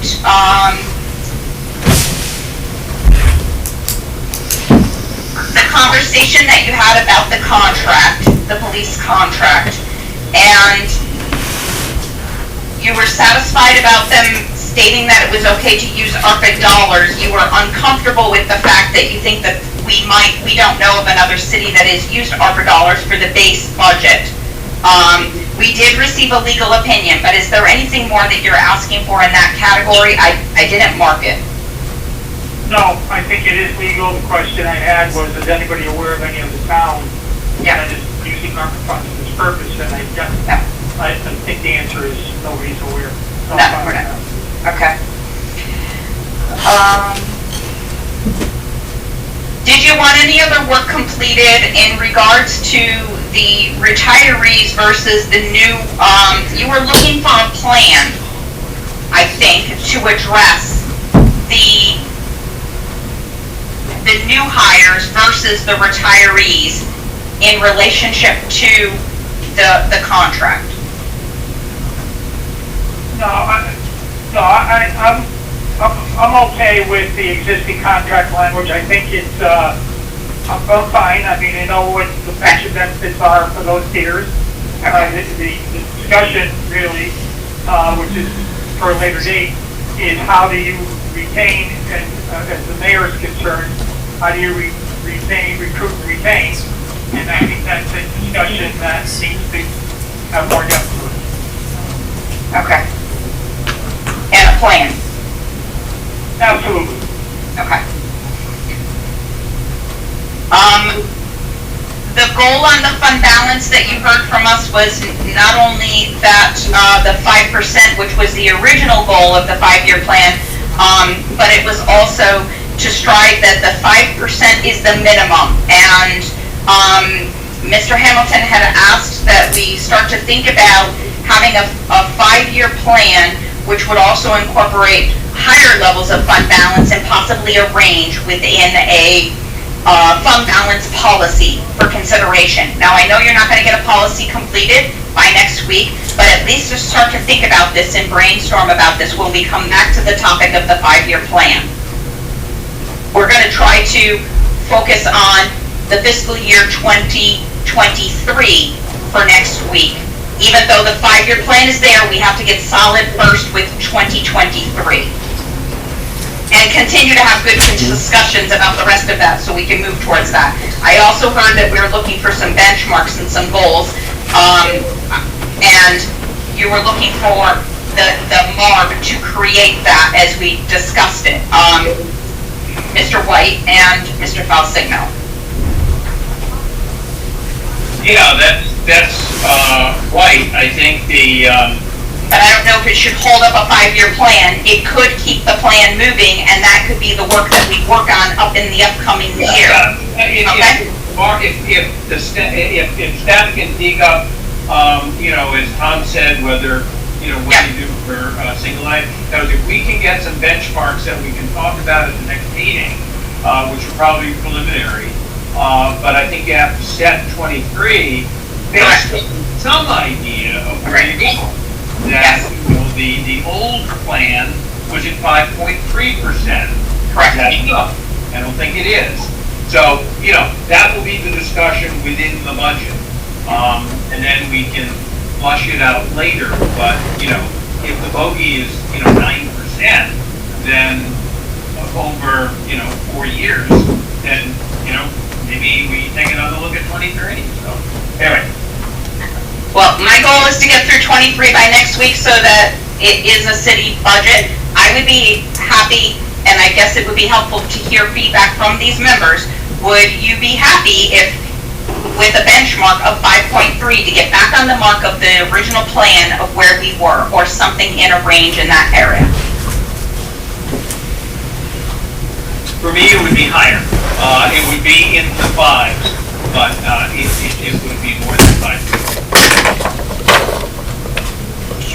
And from my perspective, I think we just need to, I'm in favor of some flexibility. There may be a need for higher than 5, higher than 5.3 in the short term, and kind of, but over a 5-year, smooth average, I think that the goal is 5. Okay, thank you. I'm in favor of that. Mr. Hamilton, what are your thoughts on this? Because you did speak about it. Do I still have you?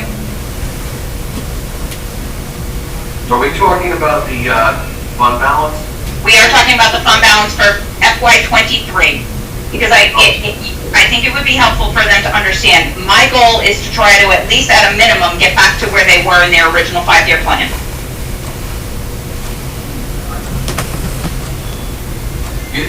So Patty, my thoughts are this, I think that, they should be back to that, at least as a minimum, but incorporated enough in there where they can start paying back the money if we, so choose it goes to them for the extra personnel that's been added. And I think furthermore, I know I asked Julie to follow up.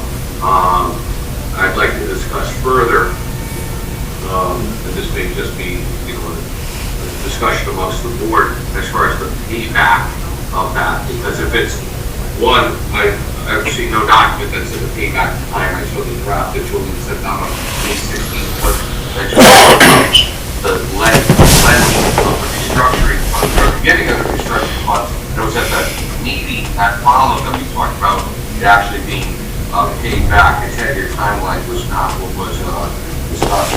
I would be not in agreement to be 10 years, and I think that the fund balance, whatever our target is, needs to be budgeted to incorporate enough money there to pay back the state taxpayer. Okay, we are gonna make a note to that, we're gonna get back to you on that one. That's the work of the local camp staff. Yes, Tom. Hello, I get to see you now. Yeah, Matt, I was listening, but I seem to have lost my mic on the telephone for some reason. So, but anyway, I have a little bit of flexibility on fund balance. I'm most concerned with overall direction of fund balance and within a reasonable period of time getting at least at 5% and over 5% ideally. And I would look at the median of AAAs as being a long-term objective. By long-term, I mean, over the next, say, 5 years, trying to get up to median of other AAAs. But, if we're at the same number we were projecting in the last 5-year plan, it sounded like 5.3% for next year's budget. If we get to 5.3%, I could support that budget. Thank you. And again, I think the biggest issue for me on the 5-year plan really is the debt service that we talked about. That absolutely has to be addressed. I hear what Patrick and others are saying about the payment of the funds that are incurred by borrowing, but I'm satisfied with whatever direction really the secretary gives us on that. I'm happy to get it. Okay, thank you. And we'll have that discussion on Wednesday. If I don't get a memo out to you beforehand, myself or Julian. That is... My understanding, sorry for interrupting, but my understanding is that the council is going to vote on the MOA tomorrow. Monday, not tomorrow. Monday, the 13th, it's on the agenda. Okay.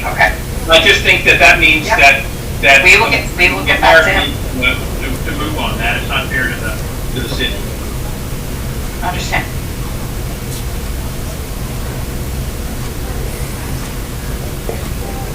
Since we're creating, That's my list.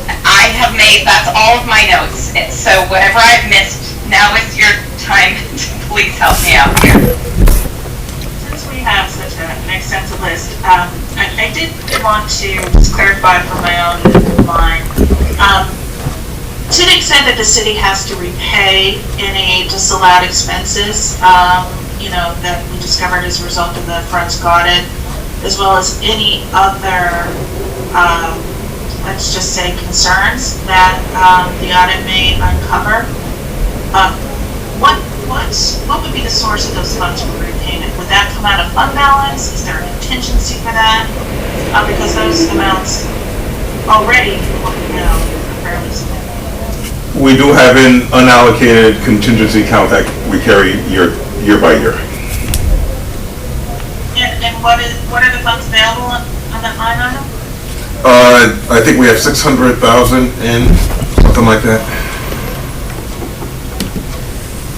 So if the numbers hold for the observations of the forensic audit, already those funds would be depleted because the disallowed expenses exceed that. So ought that be another item added to the list? Yes. 600 this year, 600 next year, 400. I mean, there's...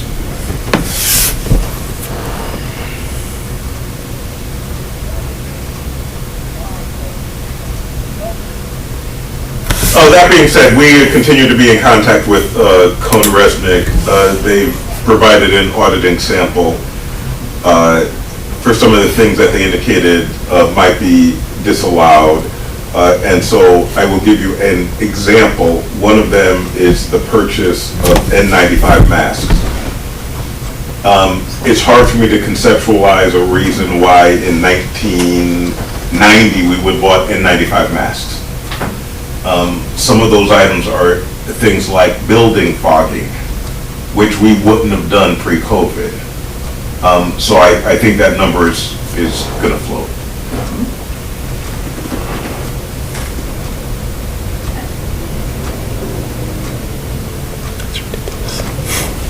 All right. Kim, I'd also like just a little more clarification on the Havens project and how they get to their determinations that these things will, completion dates and whatnot. Okay, Ben?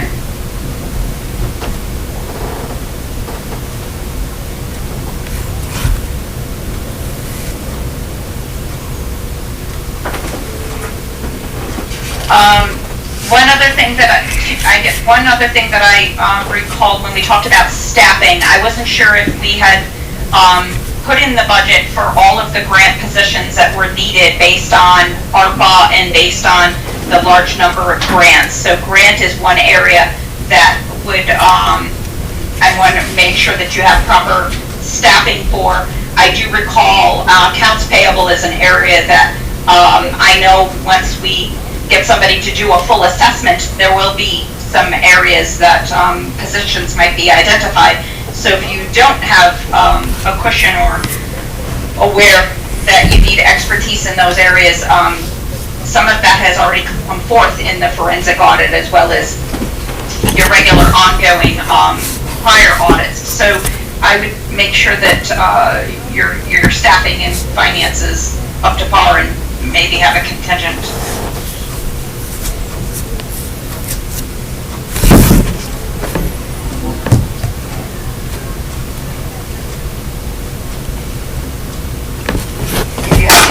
Added positions. I think that is, any other questions or things that we would like to add?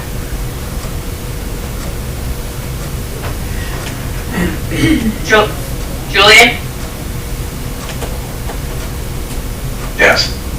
Anything else that you can recall that we might have missed? No. Okay. All right. Speak now, folks, if you do. Now, we are at 12:23. How much further do we want to go on this agenda for today? I have to jump off. Okay, Stephen.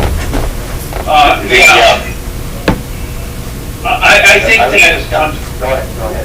we ought to, I think to some extent what you just did has pointed to changes to the budget for 23. Yes. Some ARPA money, a bump on the, something in the neighborhood of 5.3 of the higher number on expenditures. So I think you've got a number, the CRF contingency, I think you've got there. So we can, take no action on the budget. We may recommend it so that they have something to work with. And ideally, they go to the council and come back. And the final on the police contract, when we get there, I think we probably need some discussion about what happens if we reject it, which is what I'm inclined to do, on the notion that we support the city in trying to retain officers. We don't think this is the way to do it. It's just, as Mark has said on several occasions, we're just throwing 10,000 at them. There'd be a willingness to renegotiate that. Whether the union is willing to renegotiate or not, we don't know. But in terms of this meeting, I think we would reject. I haven't really thought about the legal consequences of the fact that this contract was not presented to us in time to act. and who is responsible for that, and what liability they may have for doing that. But in any event, I think that I would suggest we get to that we say we reject it, and then I think we're done for today. Why not take no action on it? Yeah, if I might, from a legal perspective, rejection is a whole different thing. Right. Let it sit. I would rather take no action. Yeah, if I might, briefly, since I know Yes. I'm with you. And the mayor's still on the line. I think it's fairly obvious that there is a hesitancy from the MARB to agree to this contract or reopener, I'll call it, as you proposed it. And you said time is of the essence. Well, the new contract is in existence. I would ask you, and this is personal, not speaking for anybody other than myself. In the past, this board has approved MOU, memorandum of understanding, for the year that a contract is already in existence to do certain things, whether it's a salary increase, whether it's a health insurance change, whatever, and then let the normal negotiations take place to enhance the deeper dive over its normal purpose.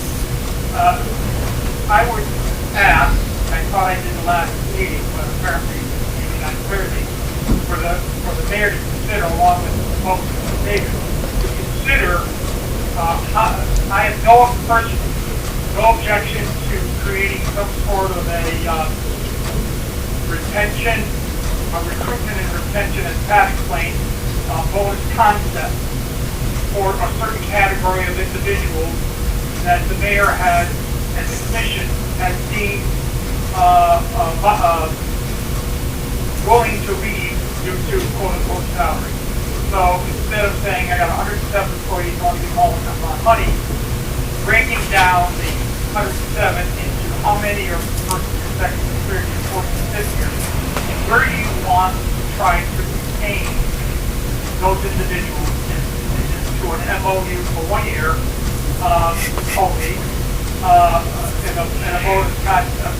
You can talk to the recruitment, see if that's enough for them to agree to, as well as the union, and sign a contract that extends to next year, and then continue with your normal negotiations process to advance more structural changes that will create a long-term solution to the problems that exist. But that's my own personal suggestion.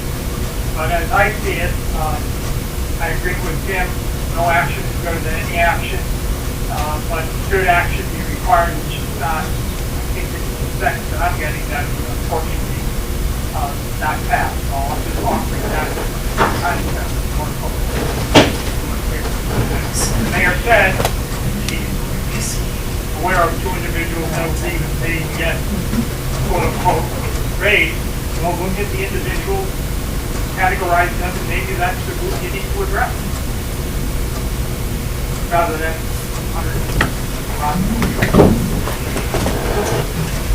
Mr. Hamilton? Yeah, I find myself in sort of a rather odd position that I'm actually more supportive of this proposal than many of the other board members, I think, are. And I think I'm struggling still with whether I vote in favor of it or not. I think that they made a pretty good case that the pay range for their police officers in West Haven is really at the bottom of the barrel, and it is below the other the surrounding communities and the communities that they're competing with. So I do think that they have made a reasonable case that the actual rate of pay over the course of the years has in fact fallen behind. It's not terribly competitive.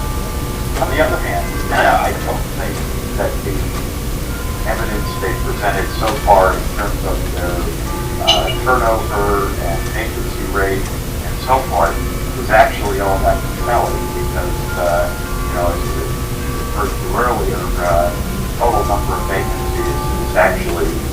not out of line with what many other organizations, what police departments and non-police agencies are experiencing these days.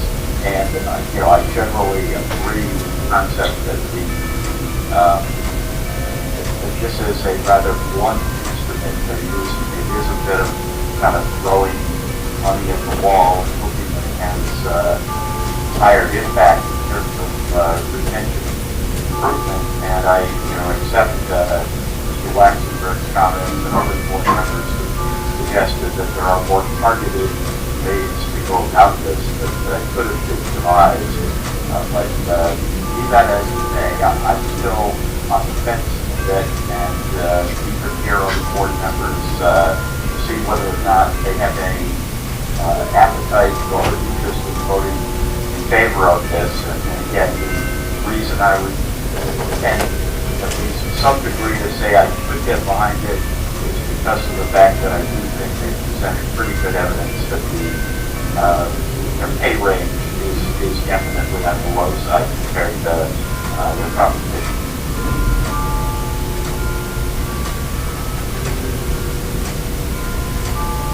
I agree.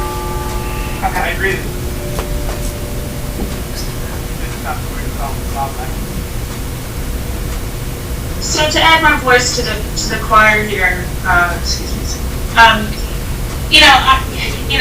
appreciate Mr. Waxenberg's very surgical observations about opportunities to really kind of address more neatly some of the challenges around retention. I've taken a position in the past, and I'm inclined to continue to stick with this position, that the presumption in my view is in favor of those who are at the negotiating table. When I considered the issues with the police contract when it was last presented, the procedural weaknesses that Mr. White pointed out are very concerning. The fact that there was no clear path for how the negotiated increases would be paid for in the budget and or 5-year plan, that was a great concern as well. And so I do believe that the appropriate course is for the board to table the contract at this time. I'm not commenting on the substance of the matters negotiated in that contract. I think the retention issue is a very significant one. I suspect that there are a lot of different approaches to address those retention challenges, and I'm not really well versed enough in the alternatives, and that's why I give great deference to my colleagues on this committee who have been at negotiating tables. But I think that the appropriate action for us now is to take no action because the broader issues around funding remain unresolved. So that's a punt. No, I agree with you, Christine. Thank you. Mr. White. Oh, sorry. Sorry, Pat, I didn't see you. Okay, go ahead. Okay, one of the things, I'll be short, one of the things that I think some of the board members are not addressing, they're kind of renegotiating the deal, is that it may be that the parties have said, this MOA is the deal. And the question to the board is, do you approve it? And someone said, well, I'll approve it. The raise may make sense, but this retention doesn't make a lot of sense. I think it sounds like, according to Scott Jackson, that they have addressed the payment in the outgoing years, whether they can, fix it with the, by leaving out the CapEx, it makes it easy to pay in the out years. But, they might be able to fix that. But you've got to, when you vote, it's going to be all or nothing. And I'm trying to create a third option of sending it back to the negotiating table. With maybe some guidance, because I agree with you, Christine, that 2.5% wage increase, that doesn't set me on fire. But it's the just $1.2 million. Here it is, right in the middle. To have it unbalanced. I'm not sure what's behind all this. Mark said that why didn't you just do an interim? And so I don't understand all the background, but I just want people to understand that it's all or nothing, and when we vote, and if people want to punt, that's better than approving. If I might, you're not required to vote because there's no time limit contract here. I think the commissioner last time said that the contract is existed, and this is it. If you vote no, it'll go to it goes back to both, the way I understand the law, reading it. It goes back to both parties, come back within 10 days, then it goes to arbitration, et cetera, et cetera. So, I prefer not to have the legal process take over, or you end up with something that you didn't want, but that is imposed by finding arbitration when it's not needed. Technically speaking, both parties decided, for whatever reason, to enter into a voluntary agreement. This is not mandated by statute, but once you go into the voluntary agreement, you now are in statutory guidance and rules and regs. For this board to reject would place another statutory domino effect that could come back to bite the town in the behind and this board. But it just it's fine because you already have they already have a contract.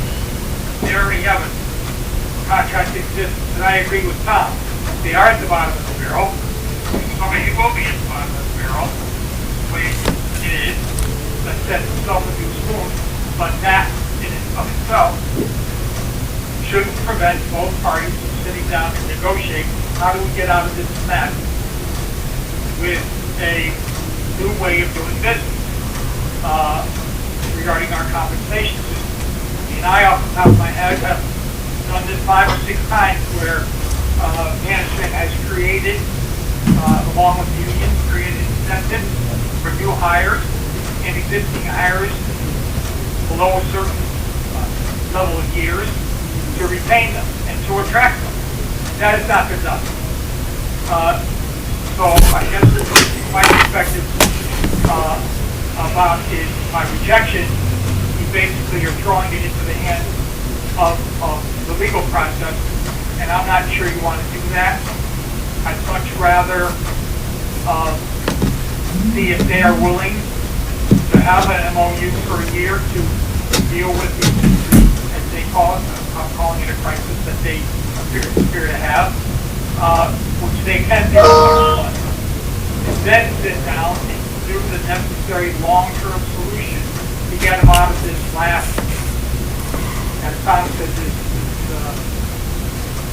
last event type thing. People are meeting partners moving at a rate of 10 officers a month. And they have better salaries and a better pension plan. So what do you think $10,000 is going to do what it takes? But there are things that can be negotiated, hopefully, other than just a flat $10,000. That could be tight person out of the academy to make their career in West Haven. Understand. Thank you, Mark. Pat, you were next, and then we have some others that are asking, I think, to speak one more time. Yeah, one, I guess I'm a little confused on the process here. Are we under the impression that we can let this sit in like purgatory in perpetuity? No, it will be brought up again at the next meeting. And what statute is that? What law allows us to continue to be brought up at the next meeting and the next meeting? Personally, I think we brought a foul of the law. I think the West Haven, it was basically, whatever you want to call it, malpractice, gross malfeasance, whatever, that it wasn't brought to our attention what it should have been. To that end, in all fairness to the city and to the police officers of the city, I think this board should certainly recommend an action, one way or the other, either vote for it or vote against it. A couple things to point out. This is a reopener on wages. you have a overall collective bargaining agreement in effect. So this is basically just a MOU on wages, and they open them and do that. If it's accepted, great, it moves forward. If it's rejected, then it goes back. I think if, I'd be more willing to get behind it actually, but if it was rejected, then at least it would give the parties a clear and definitive kind of base to say, okay, well, to the extent that they could go to arbitration, I don't know what the ground rules are. As someone who's negotiated public safety contracts many times on both sides, as a manager and a president of the union, I don't know if the ground rules, if this was a negotiation that if, that if you didn't come to agreement, that there was, you agreed that you wouldn't go to arbitration. If the city reopened a contract when they didn't have to, why they wouldn't have a provision in there that prevents that, I don't know, but, I don't know what the ground rules say.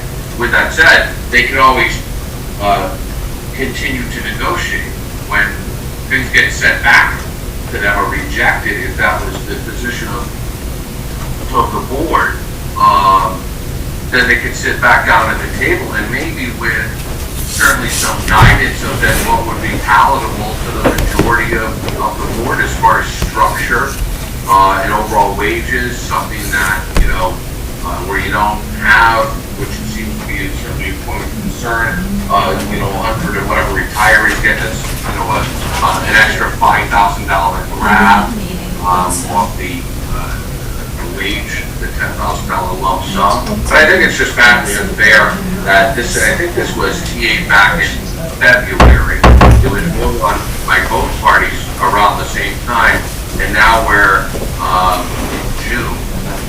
So I think there needs to be action taken on it, really no action being taken on it, because it's not a process.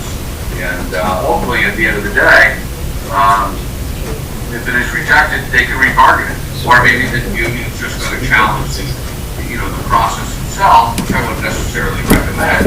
I'd recommend trying to figure something out, but I think there needs to be some action taken, certainly at the full board meeting coming up next week with guidance what we feel as members of the subcommittee. Tier 4, let's say it's Tier 4 community, separate thing. And the subcommittee, we just make a recommendation to the full MARB. There have been many times that the contracts have gone directly to the full MARB rather than a recommendation from the subcommittee. Correct, but as a member of the subcommittee, I don't know why we would be making a recommendation one way or the other. But if that's the case, then, I think we have some differing views on this, so we can, does this mean this is going forward? This is going forward, this contract that's before us now is going to go forward to the full board with just no recommendation? If I might, Hartford is coming forward with no recommendation. Because we didn't have the proper documentation. And that's on the full agenda for next month. Because we wanted additional information. Right, but that's not where we're at here. So what is the action by taking no action? This contract that's before us is going to be on the agenda for the full MARB meeting on the 15th? Yes. Okay. So it will be voted on by the MARB on the 15th? It will be put on the agenda. Okay, so if it's not voted on by the MARB, that means that we didn't take action, and does that mean that it just goes into full effect?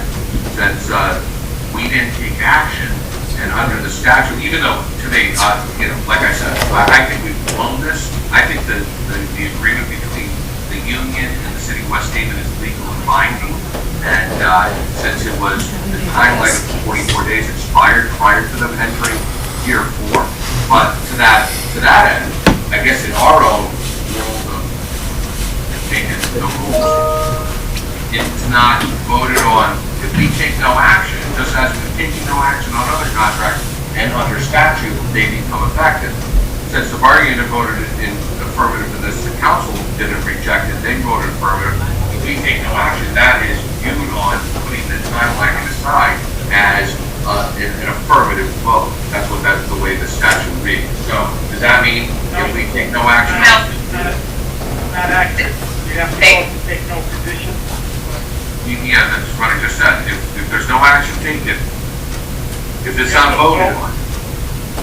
No, you have to take a vote of no position.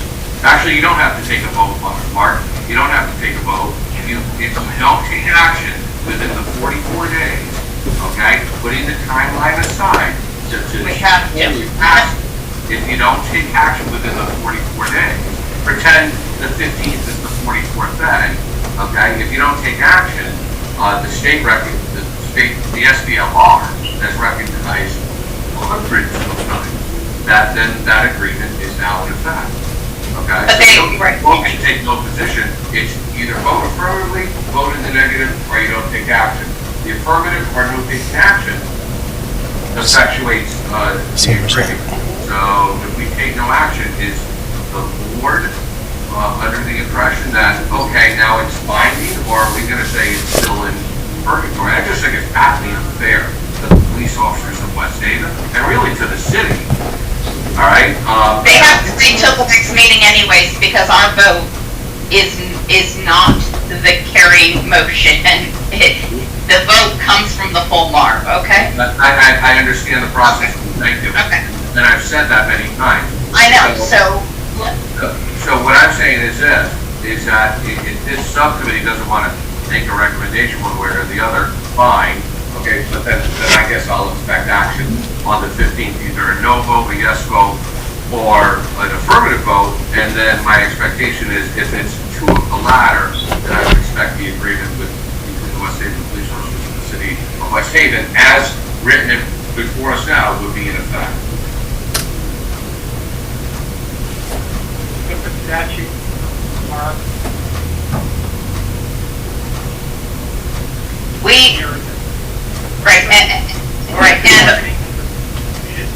Collective bargaining. Under Tier 4. Modified, under Tier 4, that's been modified. So therefore, separate set of laws that apply to Tier 4 municipalities. Normal negotiations, 10-141 and 10-142, 10-7 do not apply to Tier 4 municipalities. So, I understand where that's coming from. Understand. Garrett, the entity clarified what the board's options, quote unquote, are regarding collective bargaining agreements to come before the MARB, Tier 4 MARB. Yeah, unfortunately, Mark, it came before the MARB when they were in Tier 3. Well, that's, I don't know that, I need a legal, the last. Yeah, well, I do know, that's what I'm just saying, it's correct. They came before Tier 3 and the 44 days expired in Tier 3. So we can't shout in a statute that was not in effect. I understand that the commissioner of the last meeting, we called, stated that he is interpreting it, coming before us with the Tier 4. So that's the legal argument. They're under Tier 3 at the time, one thing, if they're under Tier 4, that's another thing. That's the legal side. But in any event, still got legal questions regarding the COLA that need to be addressed, that I think, I'm going to be impressed with from Scott regarding the, how to figure the retiree COLA.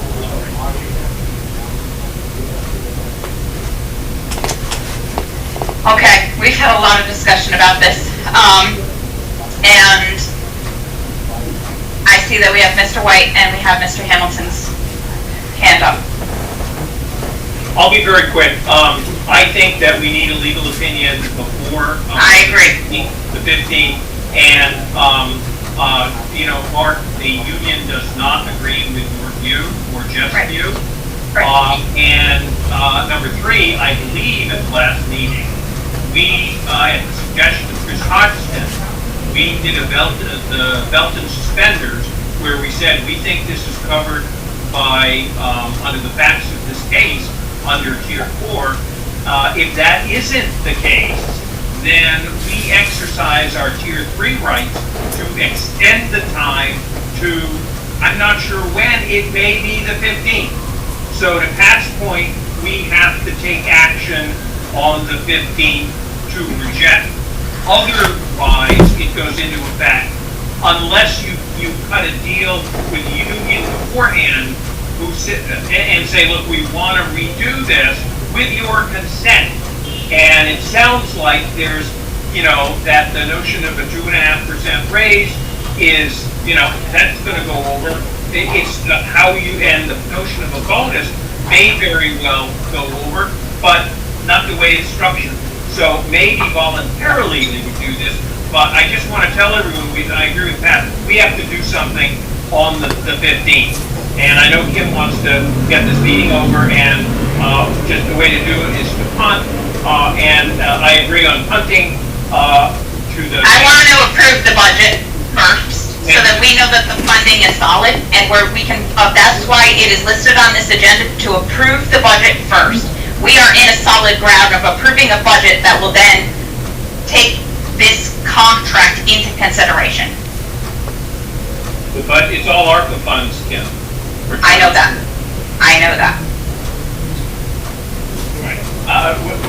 What do we do about Comcast? I'm done. Yes. Oh, Tom, you put your hand up. Yeah, I pretty much, I think everything I had to say already been said. Okay. I agree with you, the legal opinion. Thank you. We get much for today. Okay. Mr. Egan, your hand's up still. No, sorry. Okay. Thank you. Are we finished with all the work that we need to complete for today? I would like to, I think we've already discussed, no, we are not complete. So we've already discussed the 5-year plan. In hand, we have discussed the agenda item number 5, which is the budget, and we have also discussed the police contract. There is a next item on the agenda that was revised and just added yesterday. Julian, there is a review and discussion and possible action on a bond ordinance. This is new to me. And I believe legal counsel is with us today from the city to discuss what this is. I know that there are 2 contracts, and one of the contracts has to deal with Dawson Ave, or both of them do.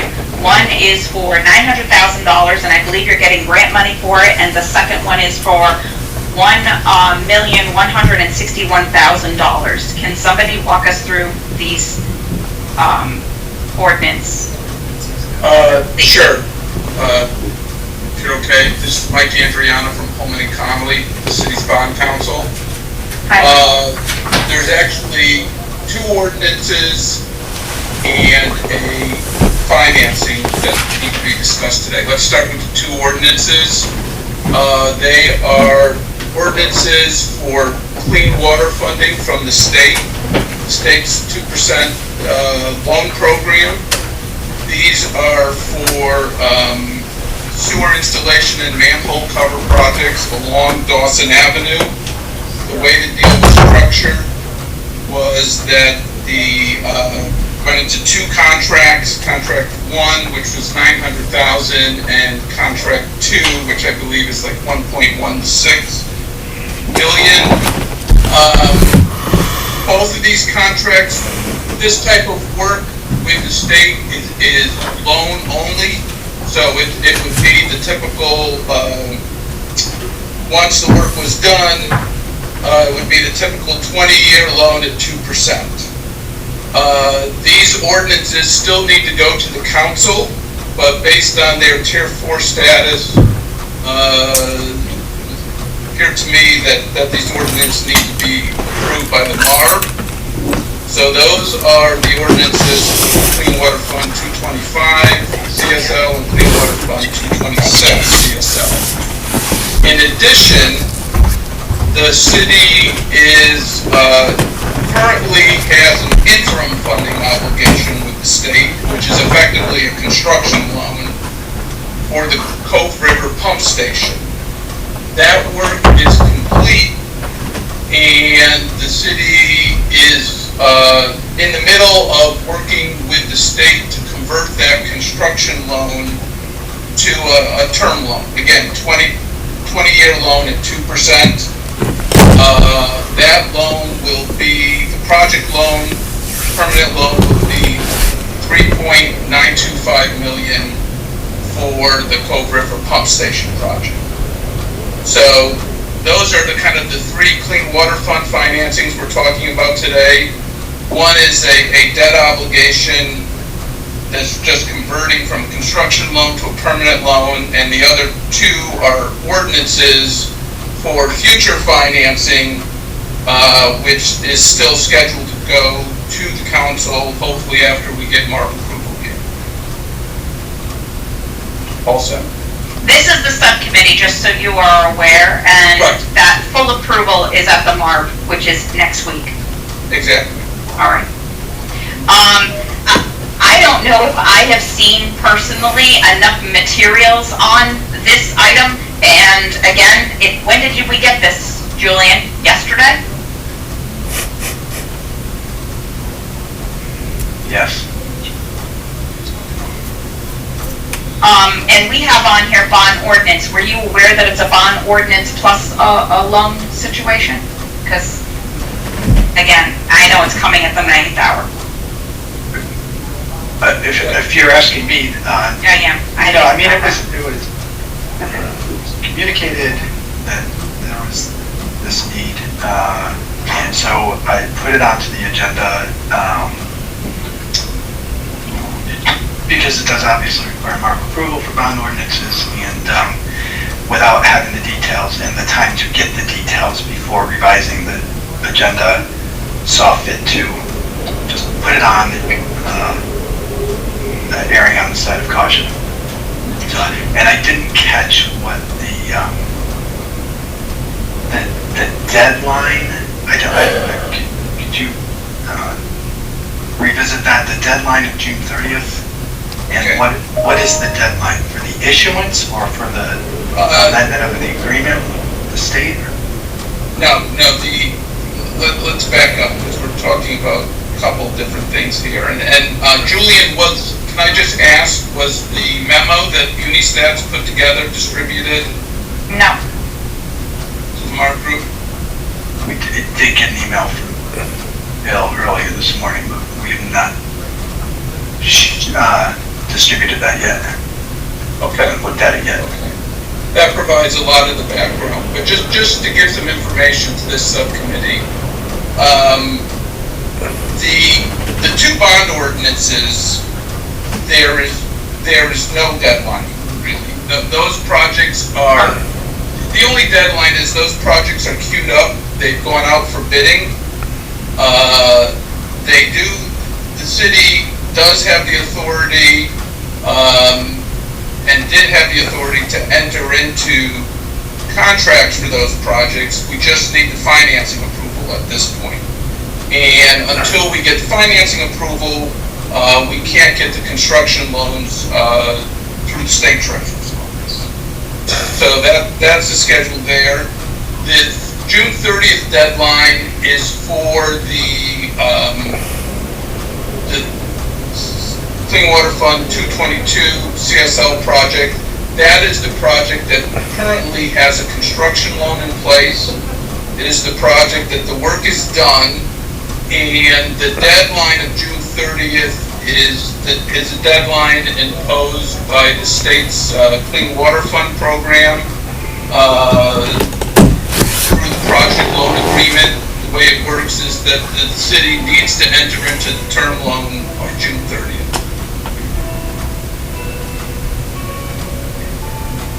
And so is there a separate loan agreement document that we should be seeing?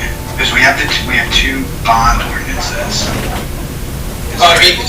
There's what's called a project loan agreement between the city and the state that's already been signed. That was signed prior to the time, I think it was back in 2018, prior to the time that the city entered into the construction loan for 222 with the state. All right, I think that we need those materials though, so we can have a clear understanding of what you're asking us. for. Okay. And if you could have that handy, and so that we can get that out to these members. Sure. Yeah, I can work with the city's financial advisor, and we can get a whole package of information. So this term loan that they have, that you're discussing, was this already built into the 5-year plan, Mayor Rossi? The mayor's not here, but yes, there are funds available. As I referenced earlier, sewer debt is paid out of the sewer fund. There are sufficient funds available. Okay.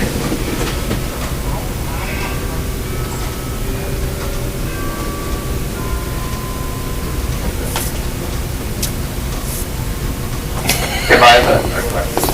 Yes, I'm sorry, Tony. As long as everybody pays their bills. This is ridiculous. Already, I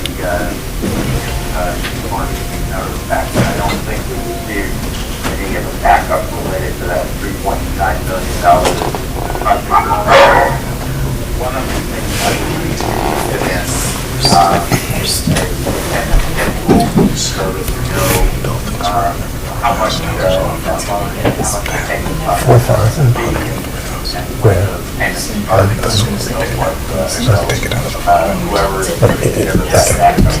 ridiculous. Yes. After this, maybe get some lunch or whatever, but we need to talk about talk about a plan. I can't come in tomorrow. I can't come in Saturday. So, I mean, whatever it takes. Right? Right. Talk about it this afternoon. How much that is being paid for would be helpful. And just for point of just clarity for the subcommittee, all of the recent Clean Water Fund projects of the city are now paid directly out of the sewer fund.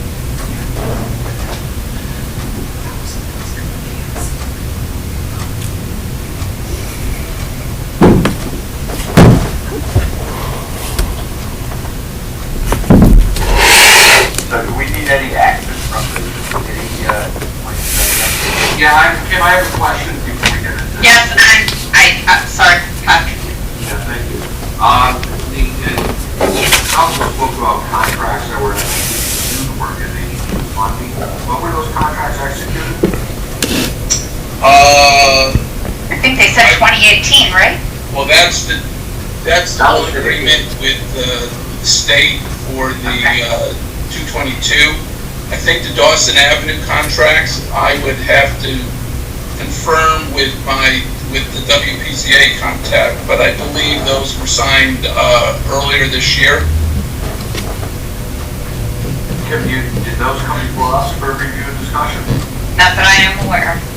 Okay. Julian, are you aware? No. We need copies of those. And I'm assuming, I'm not looking at the ordinance, I'm assuming they're valued over $50,000. Yes. We need copies of the contracts too.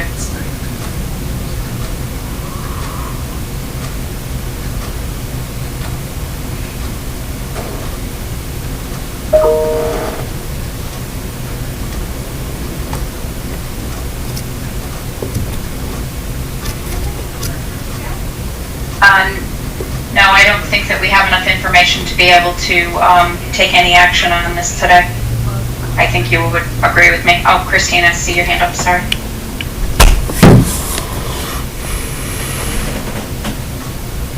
Oh, I can't hear you. I just wanted to address what is apparently a consistent theme throughout this meeting, and that is the heightened review that this committee, as well as FOMARB, has to undertake now that the city is under Tier 4 status, absolutely requires that we're on the same page with the kind of lead time we're going to need for information. It's, I don't want to be a Monday morning quarterback here because I think we're just, proceeding forward the best way we know how to. This is unprecedented for the city as well as the subcommittee. But I think we do have to have a meeting of the minds in terms of how quickly we can reasonably act. And if it's necessary for us to have, adjourn a regularly scheduled meeting in favor of a special meeting, which would afford committee members ample time to review the documents. I mean, there's no sense in us meeting at, developing a 42-item laundry list of questions that are unanswered, although that has its own value. So just we are different now that the city is West Tier 4.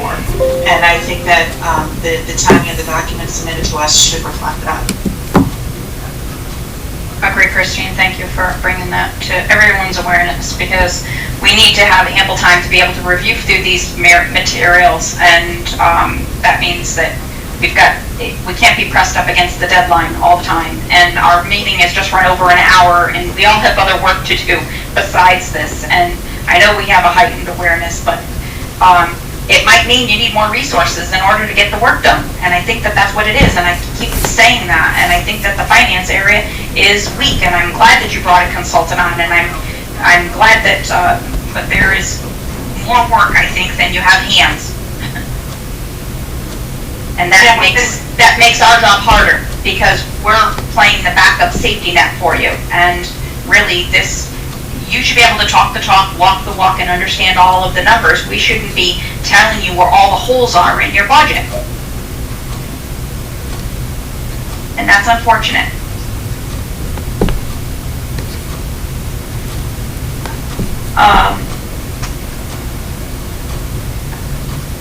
I think that we need to table the update on the MOA that's on the agenda, that the materials were provided to us, so they've been included in there, but I think that can be a discussion of another time. And I don't have I did have other business, but in essence of the time, I think that I'm looking for a motion to adjourn. Oh, wait, Stephen, I just saw that your hand is up. Yeah, I just wanted to say very quickly that I agree with what you said with, really important. But following the rules has nothing to do with how many hands are have. Right? There's a certain protocol. Anything over 50,000 has to come before us.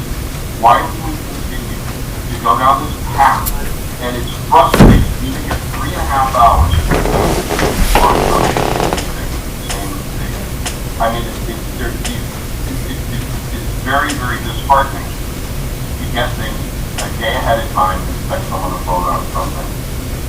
If they didn't help, what bothers me more is why you put it on the agenda. You voted on it when you don't know, or when you don't remind Julian, who I'm sure arduously put these packages together, that it was 50,000 and it came. Then we just put it, we didn't follow the protocol, but we want you to vote on it. It's a little insulting. So, I think the city has to have a little coming, have to have some, a little, look at themselves in the mirror and say, listen, here's the protocol, I mean, you put yourself in here with one meeting, you did it on your own. So, you follow the rules, you can get this all, or, you go down the path. They have to look at it. I think that's what they call a woodshed moment. Numerous times. So, that's all I have to say, and I'll make a motion to it. Thank you, Stephen. Yeah, just one quick for clarification. So we took no action on the 5-year plan, there's no action on... Incomplete. Police contract, there's no action on the 23 budget. Nope, they have a laundry list of items that they have to provide to us. Okay, I would just like to say, for the record, I have no interest in coming back for a meeting before the 15th of October. Okay? We have spent 3.5 hours, as Mr. Signo just brought up, and I don't want to say this taken away from certainly our efforts and the members of the board really dig down, but when you look at what's, I guess, been accomplished for what was before us, it's nothing. It's nothing, even though it's because it's like we're coming in 100 yards back. And we have to, as you pointed out, Kim, almost like get them to do their budget right. And it is incredibly frustrating. And, I think it should go before the board. I mean, this subcommittee gives them an opportunity to kind of get things in order before it goes to the full board. And the full board says, yeah, maybe it doesn't work, we're shooting it down. This is the second or third meeting about the budget where, and the 5-year plan things where things are just missing and not right and not there.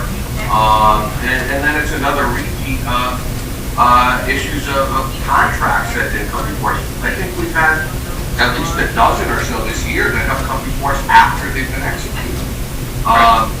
So I just wanted to know where we were as far as what was done, or what, so it's basically nothing, there was nothing voted on today to approve, deny, or No. thank you. So can I just have to, and I know time is running long, but I just have to register the concern.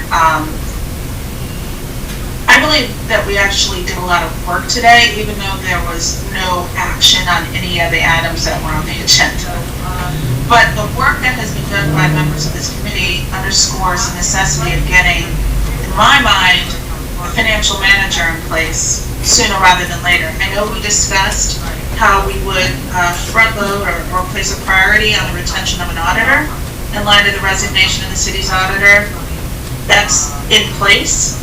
I think we ought to have a focused discussion around that second piece of someone who could, to Mr. Egan's point, corral all this stuff, marshal the resources in a way that is reasonably likely to answer the questions we are likely to ask, and just shore it up and serve it up in a more fully baked fashion.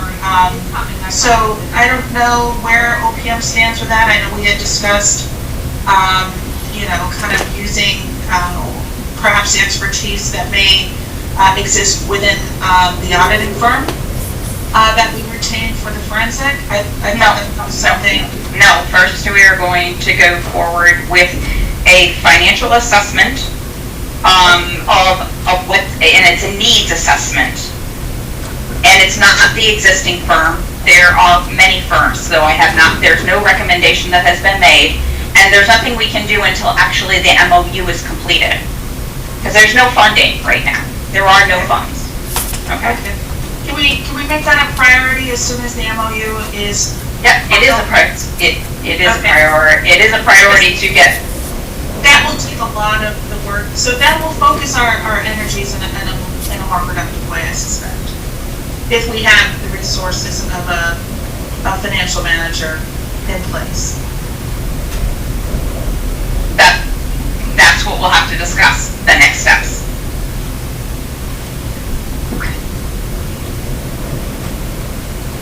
If we don't adjourn, I'm going to have to take a break. I didn't say that, okay? There is a good reason.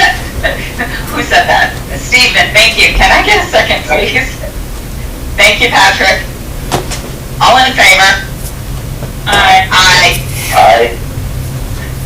Thank you all for your homework work, and I'll see you next week.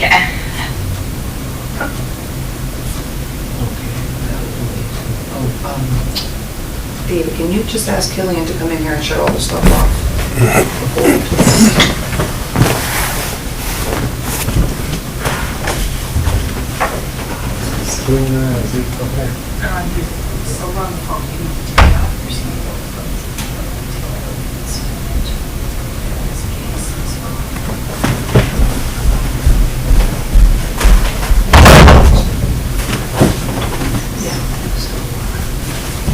You're the designee.